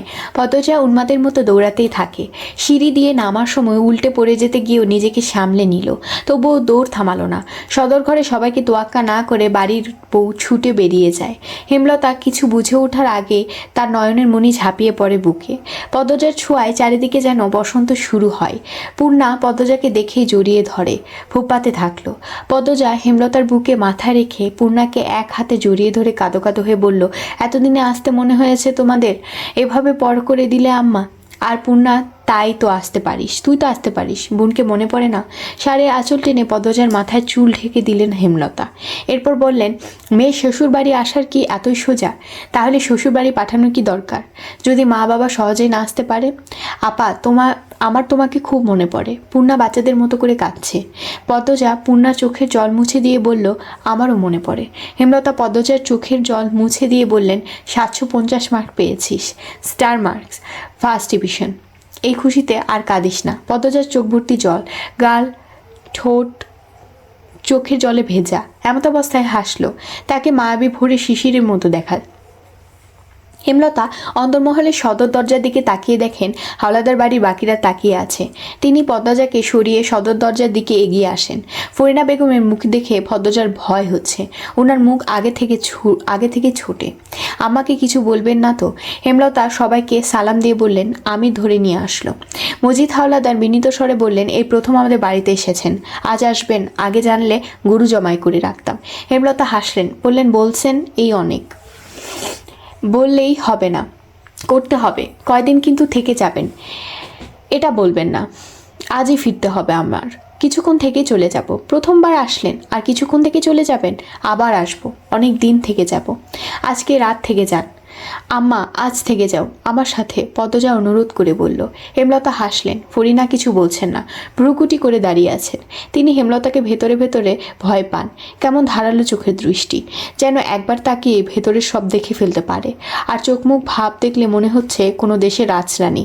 তার উপর আমি দরদ দেখিয়ে শাশুড়িকে নিয়ে এসেছে। ফরিনা বিরক্ত হচ্ছেন। হেমলতা ফরিনার দিকে তাকাতেই ফরিনা চোখ সরিয়ে নেন।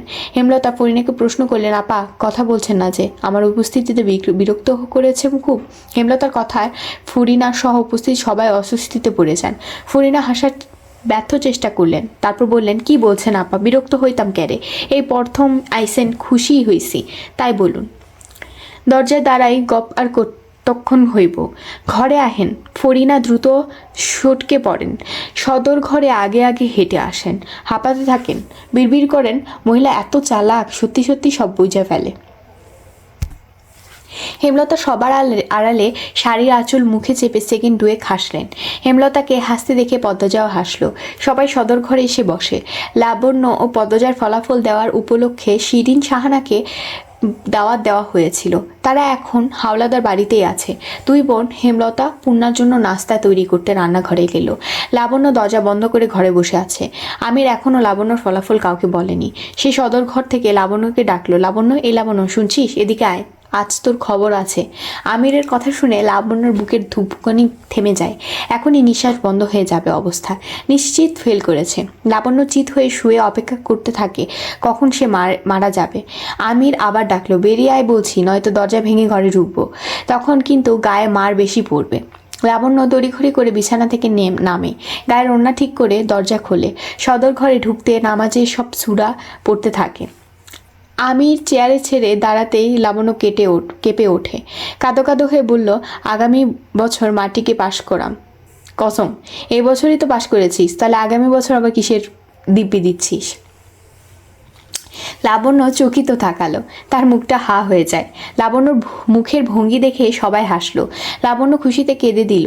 আমি লাবণ্যকে জড়িয়ে ধরে মাথায় হাত বুলিয়ে বলল, আরেকটুর জন্য ফেল করিসনি। লাবণ্য হাসতে হাসতে কাঁদছে। লাবণ্যর পাগলামি দেখে আমিরও হাসছে। তখন সদর ঘরে প্রবেশ করে রিদওয়ান হাওলাদার। হেমলতা রিদওয়ানের দিকে অনুসন্ধানী দৃষ্টিতে তাকান। হেমলতার চোখে চোখ পড়তেই রিদওয়ান বিব্রত হয়ে ওঠে। চোখ সরিয়ে নেয়। একটু পর আর চোখে তাকিয়ে দেখে হেমলতা তখনও তীক্ষ্ণ দৃষ্টিতে মেরে তাকিয়ে আছেন। রিদওয়ান ঘর ছেড়ে বেরিয়ে যায়। এ যেন সাপুরেও সাপের খেলা। গল্পের পরের মোড়। রাতের খাবার শেষ হয়েছে সবে মাত্র। এশার আজান পড়েছে অনেক আগে।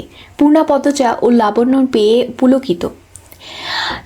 পেয়ে পুলকিত। আনন্দ বয়ে যাচ্ছে মনে। একটু পর পর উচ্চস্বর হাসছে। হেমলতা একবার ভাবলেন নিষেধ করবেন এত জোরে হাসার জন্য। এরপর কি ভেবে আর নিষেধ করলেন না। তিনি বাড়ির বড়দের সাথে কথা বলছেন। আমি সবার মনোযোগ পাওয়ার জন্য বলল, আমার একটা কথা ছিল। সবাই আমিরের দিকে তাকালো। আমি নির্দ্বিধায় বলল, আগামীকাল ফিরবো আমি। হেমলতা বললেন, ঢাকায়? জি, পদ্মজাকে নিয়ে যাব, সাথে লাবণ্যকেও নিয়ে যাব। দুজনকে কলেজে ভর্তি করে দিব। লাবণ্য পূর্ণার পাশ থেকে উঠে এসে আমিরের পাশে দাঁড়ালো। আবদার করে বলল, দা ভাই, তুমি কইছিলা আমি পাশ করলে আমার দেশের বাইরে পড়তে পাঠাইবা। সেরি মানুষ বাইরে যাইতে কেন? কইলজারা বড় ডাই হইয়া গেছে, রেগে বললেন ফরিনা। লাবণ্য মায়ের কথা গ্রাহ্য করে আমিরকে বলল, কথা রাখতে হইব তোমার। আমিরে একবার মজিদকে দেখল, এরপর লাবণ্যকে বলল, সত্যি যেতে চাস? হ। লাবণ্যর মাথায় গাঁটটা মারল আমির। এরপর বলল, আগে শুদ্ধ ভাষাটা শিখ, এরপর দেশের বাইরে পড়তে যাবি। লাবণ্য আহ্লাদি হয়ে বলল, পদজা শিখাইয়া দিব। এইটা কোনো ব্যাপার না ভাই, আপাতত ঢাকা চল, শুদ্ধ ভাষায় কথা বলে অভ্যস্ত হ, এরপর সত্যি পাঠাবো। তুই পাগল হইয়া গেছস বাবু? এই শরীরে একা বাইরে পাড়াইয়া দিমু? জাফর ভাই আছে, ভাবি আছে, সমস্যা নেই আম্মা, একটাই তো বোন আমার, নিজের মতো পড়াশোনা করুক। ফরিনা বিরক্তির কপাল কুঁচকে তাকিয়ে থাকেন। মজিদ কথা বলছেন না, মানে তিনিও আমিরের দলে। তাহলে আর কথা বলে কি হবে? এই সংসারে এমনিতেও তার দাম নেই। কেউ কথা শোনে না, নিজের মতোই বকবক করেন। ফরিনা উঠে চলে যান।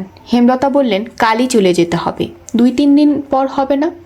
আমি নম্রভাবে বলল, না আম্মা, আমি 8 বছর হলো ঢাকা গিয়েছি। এর মধ্যে এই প্রথম 3 মাসের উপর গ্রামে থেকেছি, ব্যবসা ফেলে এসেছি। আমার অনুপস্থিতিতে আলমগীর ভাইয়া সামলে ছিল, এখন তো ভাইয়াও চলে এসেছে, আর আমার ব্যবসা আমারই সামলানো উচিত।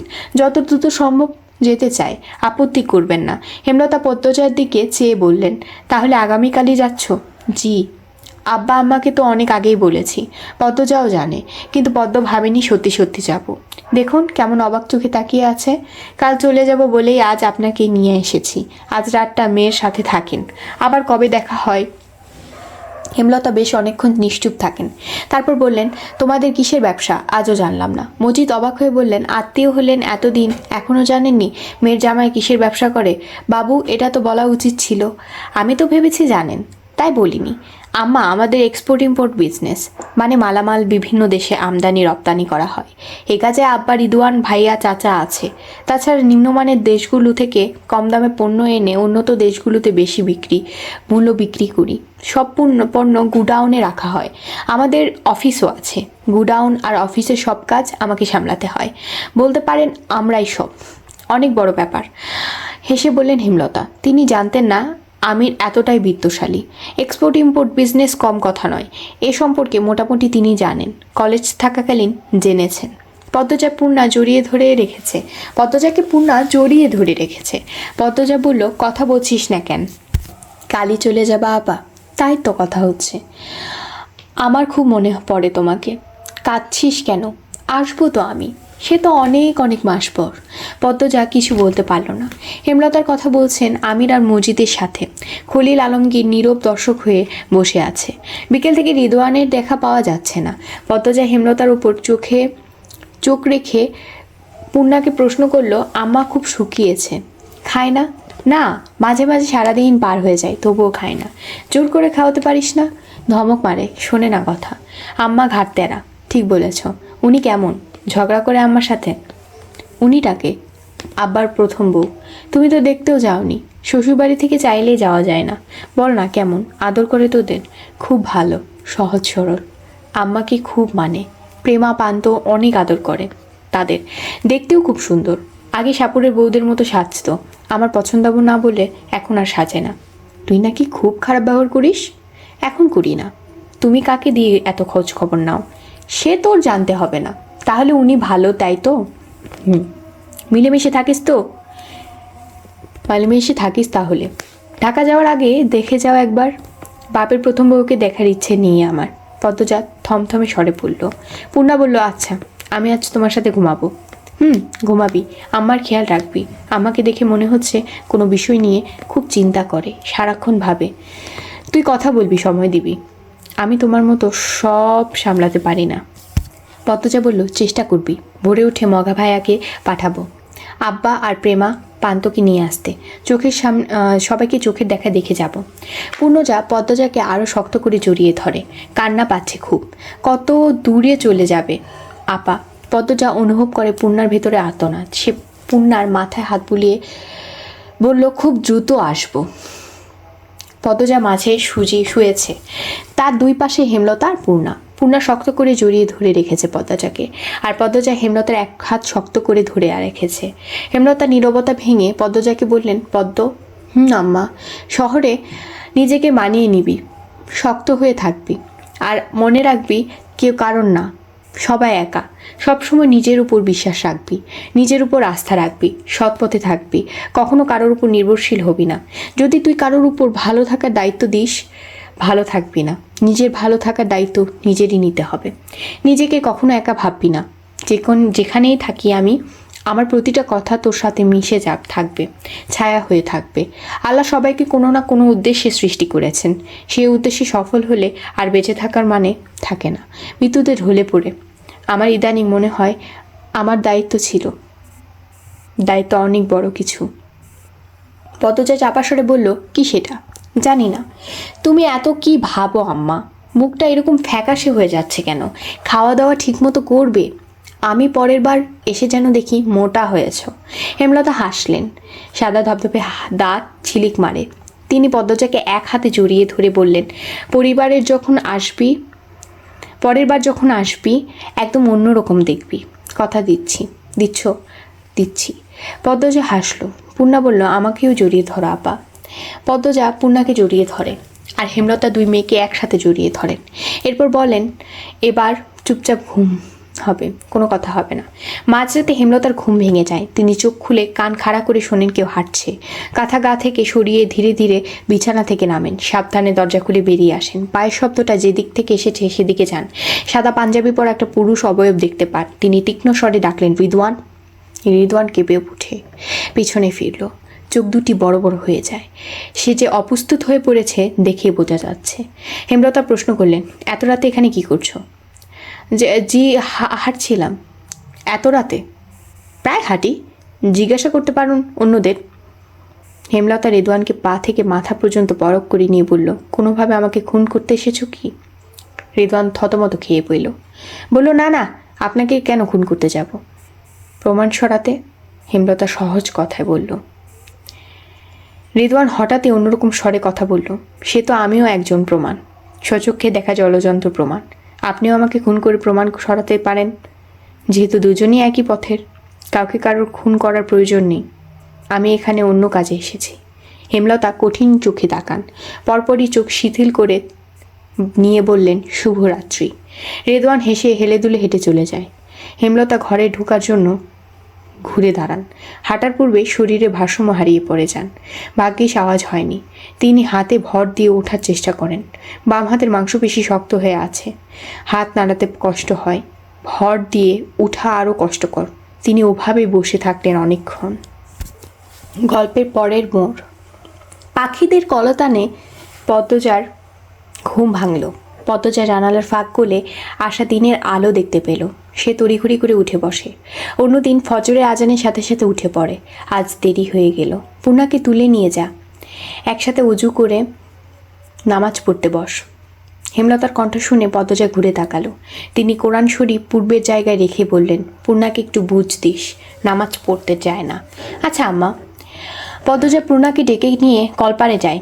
এরপর দুই বোন একসাথে নামাজ পড়তে বসলো। নামাজ শেষ করে হেমলতার সামনে এসে দাঁড়ালো পদ্মজা। হেমলতা জানালার বাইরে তাকিয়ে আছেন। পদ্মজা হেমলতার চোখ দেখে বলল, আম্মা, তোমার চোখ এমন লাল হলো কেন? হেমলতা দুই চোখে হাত বুলালেন। রাতে ঘুম হয়নি তাই। পদ্মজা উৎকণ্ঠা কেন? পদ্মজা উৎকণ্ঠা কেন? কেন ঘুম হয়নি? কীরকম দেখাচ্ছে তোমাকে? বিছানায় পড়াটাই শুধু বাকি। কিছু চুল পদ্মজার মুখের উপর চলে এসেছে। হেমলতা তা কানে গুজে দিয়ে আদর মাখা কণ্ঠে বললেন, আজ আমার মেয়ে চলে যাবে, তাই আমি সারা রাত জেগে আমার আদরের মেয়েকে দেখেছি। হেমলতার কথা শুনে পদ্মজা আবেগী হয়ে ওঠে। হেমলতাকে জড়িয়ে ধরে কান্নামাখা কণ্ঠে বলল, আমার খুব মনে পড়ে তোমাকে মা। চলো আমার সাথে, একসাথে থাকবো। তোমার না ইচ্ছে ছিল আমাকে নিয়ে শহরে থাকার? পাগল হয়ে গিয়েছিস? মেয়ের জামাই বাড়িতে কেউ গিয়ে থাকে 2-3 দিন হলে যেমন তেমন। হেমলতার শরীর উষ্ণতা পদ্মজাকে দিচ্ছে। মায়ের উষ্ণতার কি অদ্ভুত শান্তি। পদ্মজা কান্না করে দিল।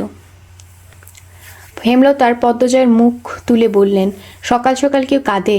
বাড়ির বউ তুই, শাশুড়ি কি করছে আগে দেখে আয় যা। পদ্মজা আরও কাঁদতে থাকলো। কাঁদতে কাঁদতে চোখের জল মুছছে, আবার ভিজে যাচ্ছে বুকটা, হাহাকার করছে। কত দূরে চলে যাবে সে? কাঁদতে কাঁদতে বেরিয়ে যায়। পিছন থেকে শোনা যায় হেমলতা বলছেন, বাচ্চাদের মতো করছিস কিন্তু। পদ্মজা শাড়ির আঁচল দিয়ে চোখ মুছে ঢোকিলে নিজেকে শক্ত করলো। এরপর রান্নাঘরের দিকে চলে গেল। পদ্মজা ঘর ছাড়তে হেমলতার চোখ বেয়ে 2 ফোঁটা পানি গড়িয়ে পড়ে। তিনি দ্রুত জল মুছেন। পালঙ্কের দিকে চেয়ে দেখেন পূর্ণা চিত হয়ে ঘুমাচ্ছে। কখন ঘুমালো? হেমলতার হাসি পেয়ে গেল। তিনি কাঁথা দিয়ে পূর্ণাকে ঢেকে দিলেন। পদ্মজা রান্নাঘরে ঢুকতে ফরিনার মুখ ঝামটালেন। আইসো কেন? যাও ঘুমাও গিয়া। কখন এত দেরি হয়ে গেছে বুঝিনি, মিনমিন করে বলে পদ্মজা। বুঝবা কেন? মা আইসে তো। হাওড়ির লগে তো আর মায়ের মতো মিশতে মন চায় না। পদ্মজা অবাক হয়ে তাকালো। আবার চোখ নামিয়ে নিয়ে বলল, আমি তো মিশতেই চাই, আপনি সবসময় রেগে থাকেন। মুখের ওপর কথা কইবা না, যাও এখন। পদ্মজা ঘুরে দাঁড়ায় চলে যাওয়ার জন্য। ফরিনা তেলেবেগুনে জ্বলে ওঠে বললেন, কইতেই যাইবাগা নাকি? জোর কইরা তো আর কাম করা উচিত, এই বুদ্ধি না নাই? পদ্মজা স্তব্ধ হয়ে কতক্ষণ দাঁড়িয়ে থাকে। প্রতিদিন সে কাজ করার জন্য জোরাজুরি করে, কিন্তু ফরিনা করতে দেন না। এজন্য সে এক কথায় চলে যাচ্ছিল। আর এখন কি বলছেন? সে ব্যাপারটা হজম করে নিয়ে রান্নাঘরে ঢুকলো। ফরিনার গলার স্বর পূর্বের অবস্থান রেখে বললেন, হইছে, কাম করতে হইব না। এরপর তোমার মায়ে কইব দিনরাত কাম কইরা তার সেরিরারে সেরিয়ে। আচ্ছা, এখানে বলছে এরপর তোমার মায়ে কইব দিনরাত কাম করায় তার শরীরে। আচ্ছা, দিয়ে যাও, বাড়াইয়া যাও। পদ্মজা হতভম্ব হয়ে দাঁড়িয়ে থাকে। লতিফা ঠোঁট চেপে হাসছে। ফরিনার এমন ব্যবহারের সাথে সে অভ্যস্ত। বেশ অনেকক্ষণ পর পদ্মজা বলল, আম্মা, আমি করবোটা কি? পদ্মজা মাথা থেকে ঘুমটা সরে গেছে, মুখটা দেখার মতো হয়েছে। ফরিনা পদ্মজার মুখ দেখে হেসে ফেলল, আবার দ্রুত হাসি লুকিয়ে ফেললেন। এই মেয়েটা তিনি অনেক আগেই ভালোবেসে ফেলেছেন। এতে শান্ত, এত নম্রভদ্র। হেমলতাকে হিংসে হয়, হেমলতার গর্ভকে হিংসে করে। পদ্মজা ঢাকা যাওয়ার নিয়ে প্রথম আপত্তি ছিল ফরিনার, কিন্তু এখন নেই। উপর থেকে যাই বলুন না কেন, তিনি মনে মনে চান পদ্মজা পড়তে যাক, অনেক পড়ুক, অনেক বেশি পড়ুক। এ মেয়ের জন্ম রান্নাঘরে রাধার জন্য নয়, রানী এসে দাঁড়ায় রানীর আসনে থাকার জন্য। আচ্ছা, পদ্মজা ফরিনার 2 সেকেন্ডের মৃদু হাসি খেয়াল করেছে। সে সাহস পেল, ফরিনার কাছে এসে দাঁড়ায়। ফরিনা চোখ মুখ কুচকে প্রশ্ন করলেন, গেস্তাছো কেন? পদ্মজা শিমুল তুলে ন্যায় নরম স্বরে বলল, আমার খুব মনে পড়বে আপনাকে, আপনার বকাগুলোকে। আপনি খুব ভালো। ফরিনা তরকারি মশলা দিচ্ছিলেন, হাত থেমে যায়। পদ্মজার দিকে তাকান। পদ্মজা বলল, আমি আপনাকে একবার জড়িয়ে ধরবো আম্মা? ফরিনা কিছু বলতে পারলেন না। এই মেয়েটা এত অদ্ভুত, এত ভালো কেন? পদ্মজার চোখের দিকে চেয়ে অনুভব করেন কয়েক বছরের লুকোনো ক্ষত জ্বলে উঠেছে। ক্ষতরা পদ্মজার সামনে উন্মোচন হতে চাইছে। কোনোভাবে কি যন্ত্রণাদায়ক এই ক্ষত সরাতে পারবে পদ্মজা? ভরসা করা যায়? পদ্মজার মায়ামখা দুটি চোখ দেখে বুকে এমন তোলপাড় শুরু হয়েছে কেন? 32 বছর আগে সে কালো রাত্রির কথা কেন মনে পড়ে গেল? যে কালো রাত্রির জন্য আজও এই সংসার, এই বাড়িকে তিনি আপন ভাবতে পারেন না। প্রতিটি মানুষের সাথে বাজে ব্যবহার করেন। সে যন্ত্রণা কেন বুক খুঁড়ে বেরিয়ে আসতে চাইছে? উত্তরের আশায় না থেকে পদ্মজা জড়িয়ে ধরল ফরিনাকে। ফরিনা মৃদু কেঁপে উঠলেন। এরপর পদ্মজার মাথায় হাত বুলিয়ে দিলেন। পদ্মজা ফরিনার বুকে মাথা রাখতেই টের পেল ফরিনার বুক ধুকধুক করছে। হাওলাদার বাড়ির থেকে ডানে 2 মিনিট হাঁটার পর ঝাওড়া নামের একটা খালের দেখা পাওয়া যায়। খালের পাড়ে দাঁড়িয়ে যাওয়া হাওলাদার বাড়ির সবাই ট্রলার নিয়ে মাঝে অপেক্ষা করছে। ট্রলারটি হাওলাদার বাড়ির পদ্মজা পরনে কালো বোরকা, আচ্ছা, দাঁড়িয়ে অপেক্ষা করছে। ট্রলারটি হাওলাদার বাড়ির, পদ্মজা পরনে কালো বোরকা। লাবণ্য যাবে না। সকাল থেকে তার ডায়রিয়া শুরু হয়েছে। 3-4 দিন পর আলমগীর ঢাকা নিয়ে যাবে। আজ আমির আর পদ্মজা যাচ্ছে। প্রেমা, প্রান্ত, মোর্শেদ, বাসন্তী সবাই সকালেই এসেছে। সবার সাথে কথা হয়েছে। পূর্ণা হেঁচকি তুলে কাঁদছে। হেমলতা পদ্মজার 2 হাত মুঠোয় নিয়ে চুমু দিলেন। তারপর বললেন, ঠিক মতো পড়বি, খাবি, স্বামীর খেয়াল রাখবি, কাঁদবি না কিন্তু, একদম কাঁদবি না। তুমি কাঁদছো কেন আম্মা? না না, কাঁদছি না বলে হেমলতা কেঁদে ফেললেন। পদ্মজার কান্নার বেগ বেড়ে যায়। বোরকা ভিজে একাকার। একদিকে মা, অন্যদিকে 3 ভাই বোন কেঁদেই চলেছে। হেমলতা নিজেকে নিয়ন্ত্রণের চেষ্টা পারছেন না। পদ্মজা বলল, আর কেঁদো না আম্মা, তুমি অসুস্থ। হেমলতা ঢোক গিলে কান্না আটকালেন। তারপর বললেন, কাঁদবো না, সাবধানে যাবি, দেরি হচ্ছে তো। আমি নিয়ে যাও আমার মেয়েকে। যা মা, সাবধানে যাবি, নিয়মিত নামাজ পড়বি। পদ্মজার হেমলতার পা ছুঁয়ে সালাম করলো। পদ্মজার দেখা দেখি আমিরও করলো। বাড়ির সব গুরুজনদের সালাম করে ট্রলারে পা রাখতেই হেমলতার কণ্ঠে উচ্চারিত শব্দমালা ভেসে আসে, আমার প্রতিটা কথা মনে রাখবি, কখনো ভুলবি না। আমার মেয়ে যেন অন্য সবার চেয়ে গুণেও আলাদা হয়, শিক্ষায় কালই যেন না লাগে। পদ্মজা ফিরে চেয়ে বলল, ভুলবো না আম্মা, কখনো না। তুমি চোখের জল মুছো, আমাদের আবার দেখা হবে। হেমলতা 3য়বারের মতো চোখের জল মুছেন। এরপর হাত নেড়ে বিদায় জানান। ট্রলার ছেড়ে দেয়। পদ্মজা এক দৃষ্টিতে হেমলতার দিকে তাকিয়ে থাকে। হেমলতা চেয়ে থাকেন পদ্মজার দিকে। দুজনের চোখ বেয়ে অঝোর ধারায় বর্ষণ হচ্ছে। কাঁদছেন মোর্শেদ, তবে পদ্মজার জন্য কম, হেমলতার জন্য বেশি। হেমলতার দিনগুলো এখন আরও দুর্বিষহ হয়ে উঠবে। আরও কাঁদছেন ফরিনা। প্রতিদিন বাড়ি জুড়ে একটা সুন্দর মুখ, সুন্দর মনের জীবন্ত পুতুল মাথায় ঘোমটা দিয়ে আর হেঁটে বেড়াবে না। আবারও মরে যাবে তার দিনগুলো, হারিয়ে যাবে সাদা কালোর ভিড়ে। মাদিনী নদীর ঠান্ডা আর্দ্রতা বাতাসে মিশে ছুঁয়ে যাচ্ছে পদ্মজার মুখ। জল শুকাতে শুকাতে আবার ভিজে যাচ্ছে। আমির পদ্মজার কোমর এক হাতে জড়িয়ে ধরে বলল, এবার তো থামো। আমিরের আলতো ছোঁয়ায় পদ্মজা আরও প্রশ্রয় পেয়ে কাঁদতে থাকলো। আমির বলল, এ তো আরও বেড়ে গেছে, থামো না। আমি তো আছি তো, আমরা 6 মাস পর পর আসবো, অনেক দিন থেকে যাব। সত্যি তো? কাজের বাহানা দেখাবেন না? মোটেও না। আমি পদ্মজা চোখের জল মুছে দিল। এরপর চোখের পাতায় চুমু খেলো।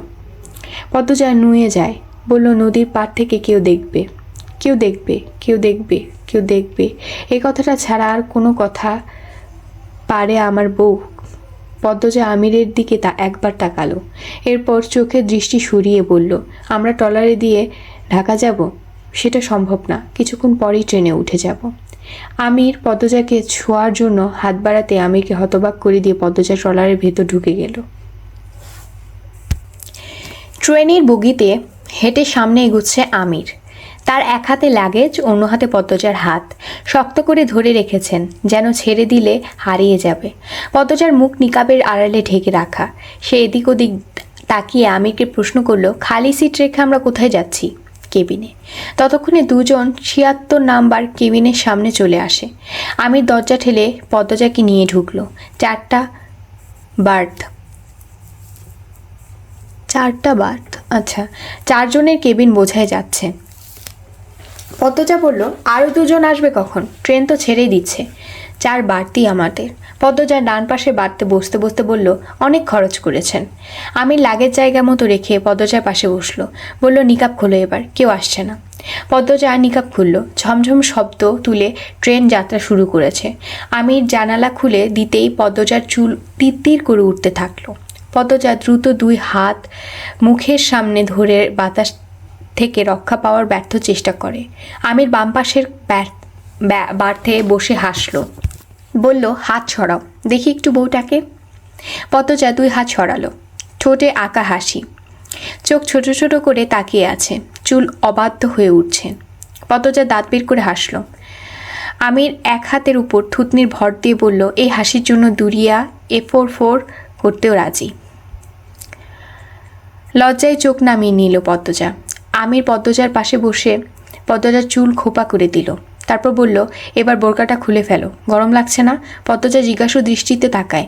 আমি বলল, কেউ আসবে না পদ্মবতী, পৌঁছাতে বিকেল হবে, নিশ্চিন্তে শুধু বোরকা খুলতে পারো, আর কিছু খুলতে হবে না। পদ্মজার কান রিরি করে উঠল। আমিরের উরুতে কিল দিয়ে বলল, ছি, বাড়িতে যাচ্ছি, আর কে কে থাকে? আমির উচ্চস্বরে হেসে উঠল। পদ্মজা ভ্রুটি করে বোরকা খুলে এরপর জানালার পাশে বসে বলল, আমরা যে বাড়িতে যাচ্ছি আর কে কে থাকে? একজন দারোয়ান আর একজন বুয়া আছেন।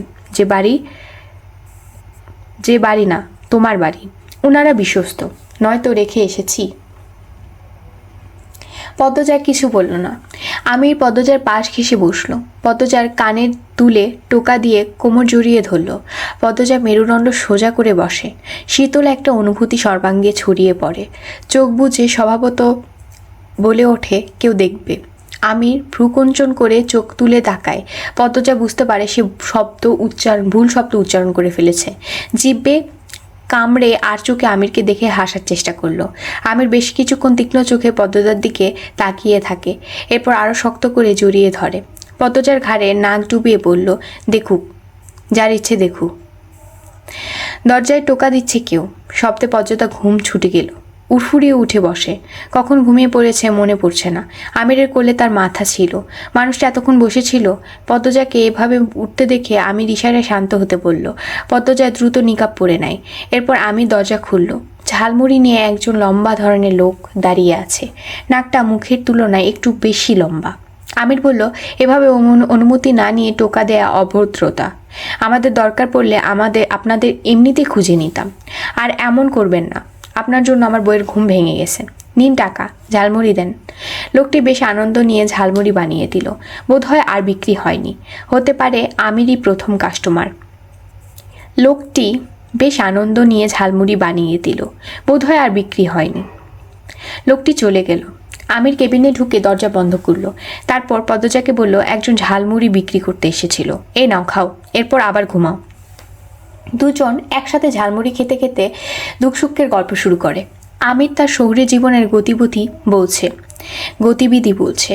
কখনো কখনো বাসায় থাকে, কিভাবে ব্যবসায় সময় দেয়। পদ্মজা মন নিয়ে শুনছে। একসময় পদ্মজা বলল, একটা কথা জানার ছিল। কি কথা? আমার মনে হচ্ছে আপনাদের বাড়িতে লুকোনো কোনো ব্যাপার আছে, শুধু মনে হচ্ছে না, একদম নিশ্চিত আমি। আমির উৎসুক হয়ে ঝুঁকে বসলো। আগ্রহ ভরে জানতে চাইল, কী রকম? পদ্মজা আরও এগিয়ে আসে।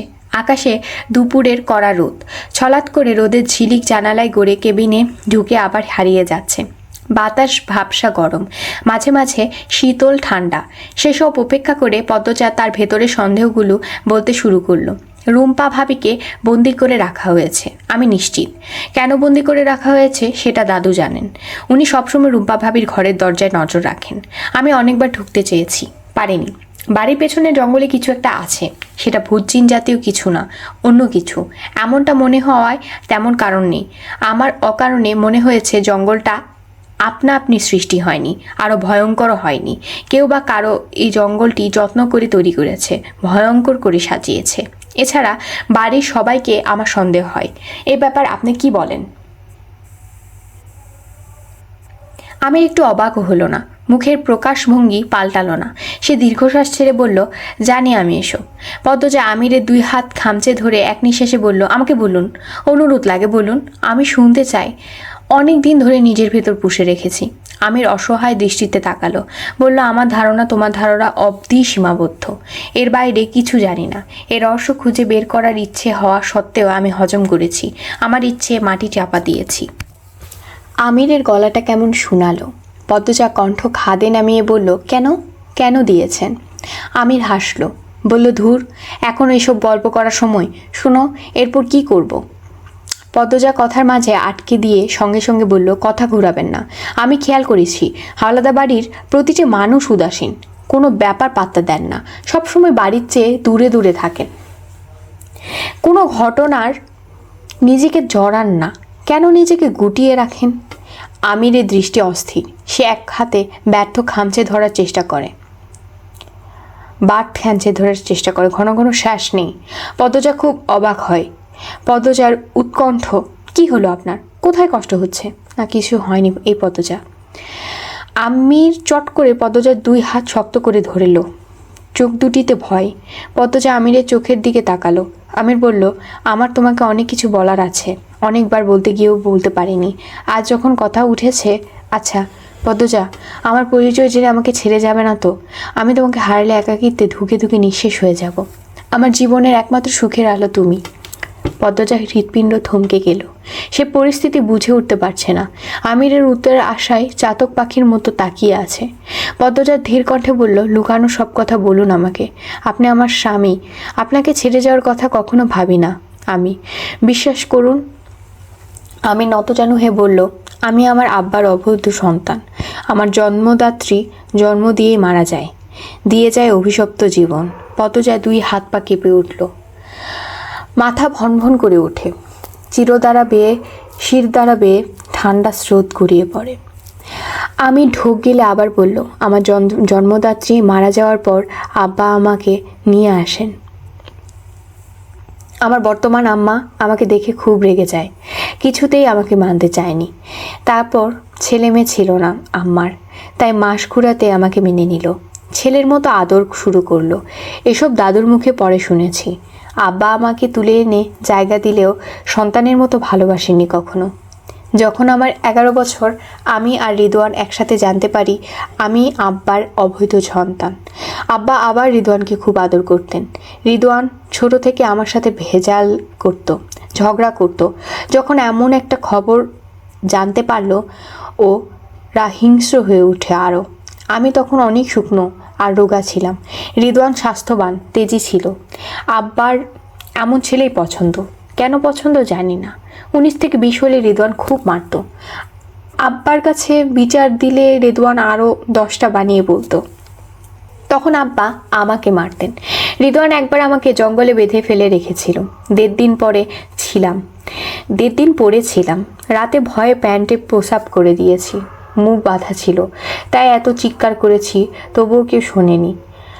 ভয়ে বুক কাঁপছিল, মনের ভয় মিশিয়ে ভয়ঙ্কর ভয়ঙ্কর ভূত দানব দেখেছি। বাঁচানোর মতো কেউ ছিল না। 1.5 দিনের সময় আমাদের বাড়িতে কাজ করতেন ফকির মিয়া নামের একজন। উনি আমাকে জঙ্গলে বাঁধা অবস্থায় পান। বাড়িতে বৈঠক বসে। রিদওয়ানকে 2টো বেতের বাড়ি দিয়ে ছেড়ে দেওয়া হয়।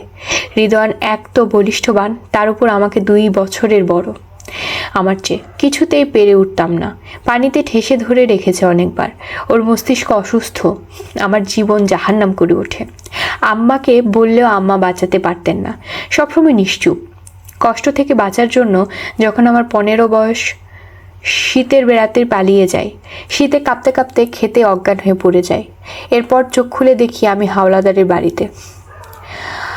আমার সামনে রিদওয়ান, আব্বা, চাচা, আম্মা সবাই। বুঝে যায় আমার কোনো জায়গা নেই আর, এখানেই থাকতে হবে, যতই কষ্ট হোক থাকতেই হবে। আমিরের কণ্ঠ স্পষ্ট কান্না, চোখ বেয়ে 2 ফোঁটা জল গড়িয়ে পড়ে।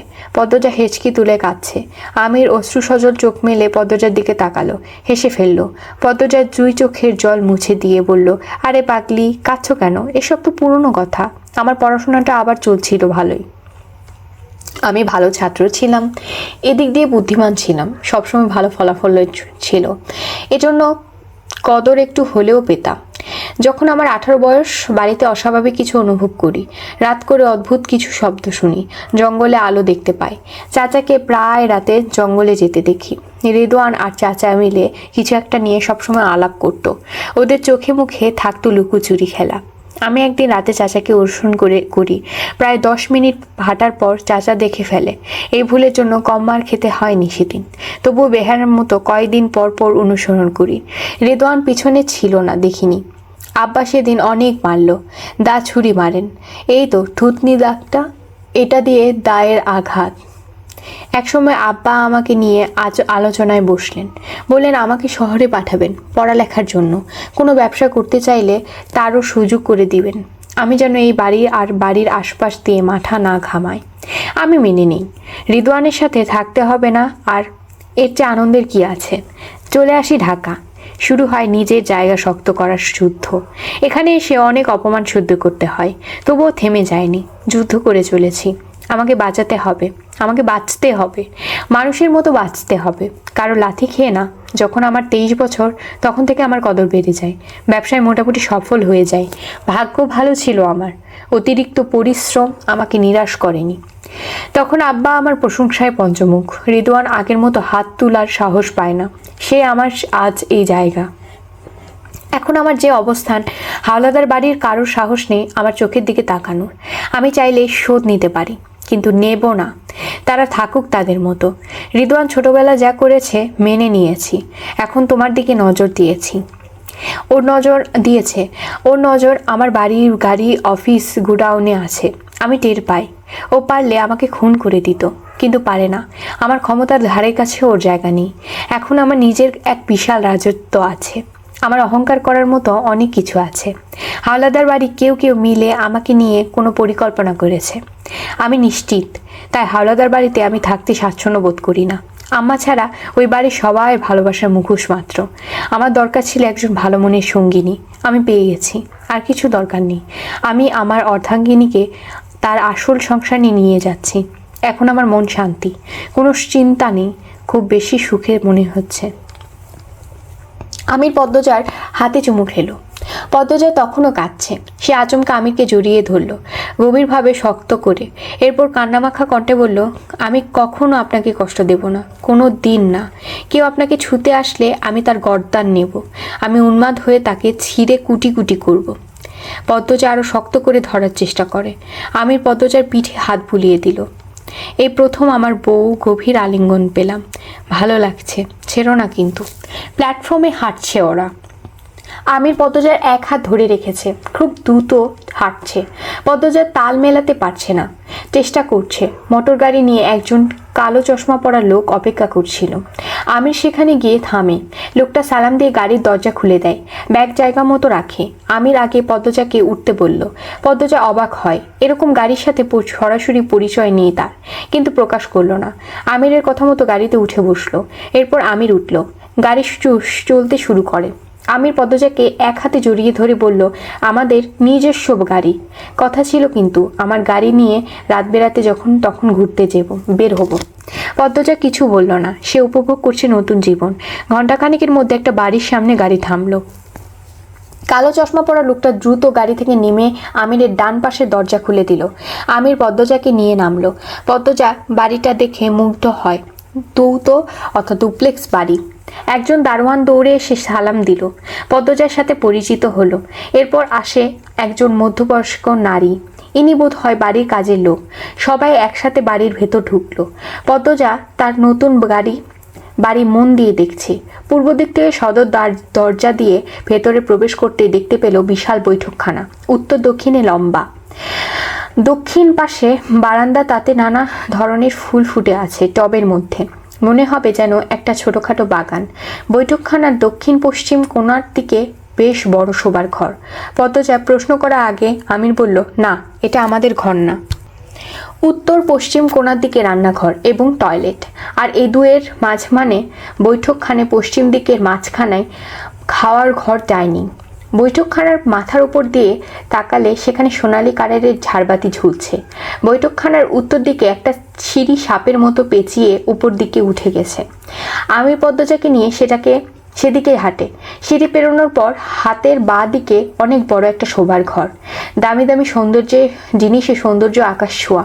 দুজন একসাথে ঢুকে। পদ্মজা চোখ ঘুরিয়ে সবকিছু দেখছে। আমির বলল, গোসল করে নাও। পদ্মজা বোরকা খুলে কলপার খুঁজতে থাকলো। আমির গোসলখানার দরজা খুলে দিয়ে বলল, এই যে এদিকে। দুজন একসাথে ফ্রেশ হয়ে রুম থেকে বের হলো। পদ্মজা 2 তলাটায় আরেকটু দেখার জন্য ডান দিকে মোড় নিল। প্রথমে চোখে পড়ল বড় ব্যালকনি, এরপর আরেকটা শোবার ঘর। ব্যালকনিতে লতা পাতার ছোট ছোট টব। বিরাট অট্টালিকায় সুখের সাথে কেটে যায় 5 মাস। লাবণ্য দেশ ছেড়েছে 2 মাস হলো। বুয়া কাজ ছেড়েছে 3 মাস।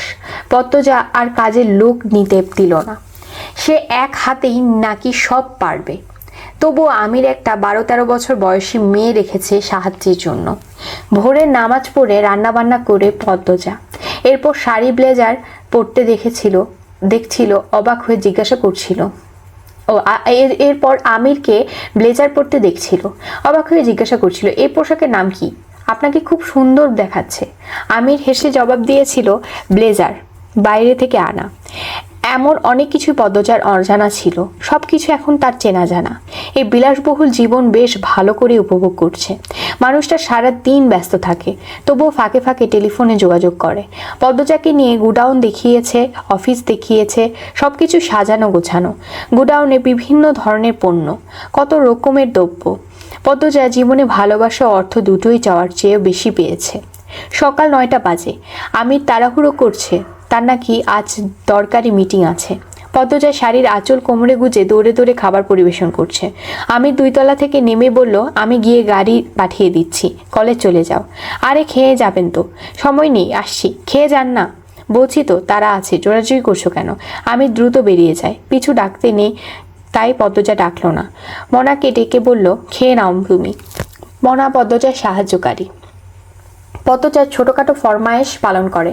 পদ্মজা বৈঠকখানে গিয়ে বসে। আজ কলেজে যেতে ভালো লাগছে না। ভোরে একটা খারাপ স্বপ্ন দেখেছে। মায়ের কথা খুব মনে পড়ছে। বাইরের বৃষ্টি হচ্ছে, ঝুম বৃষ্টি। অকারণে মন বিষণ্ণতায় চেয়ে আছে।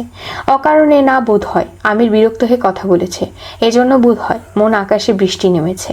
পদ্মজা পুরোটা দিন উপন্যাস পড়ে কাটিয়ে দিল।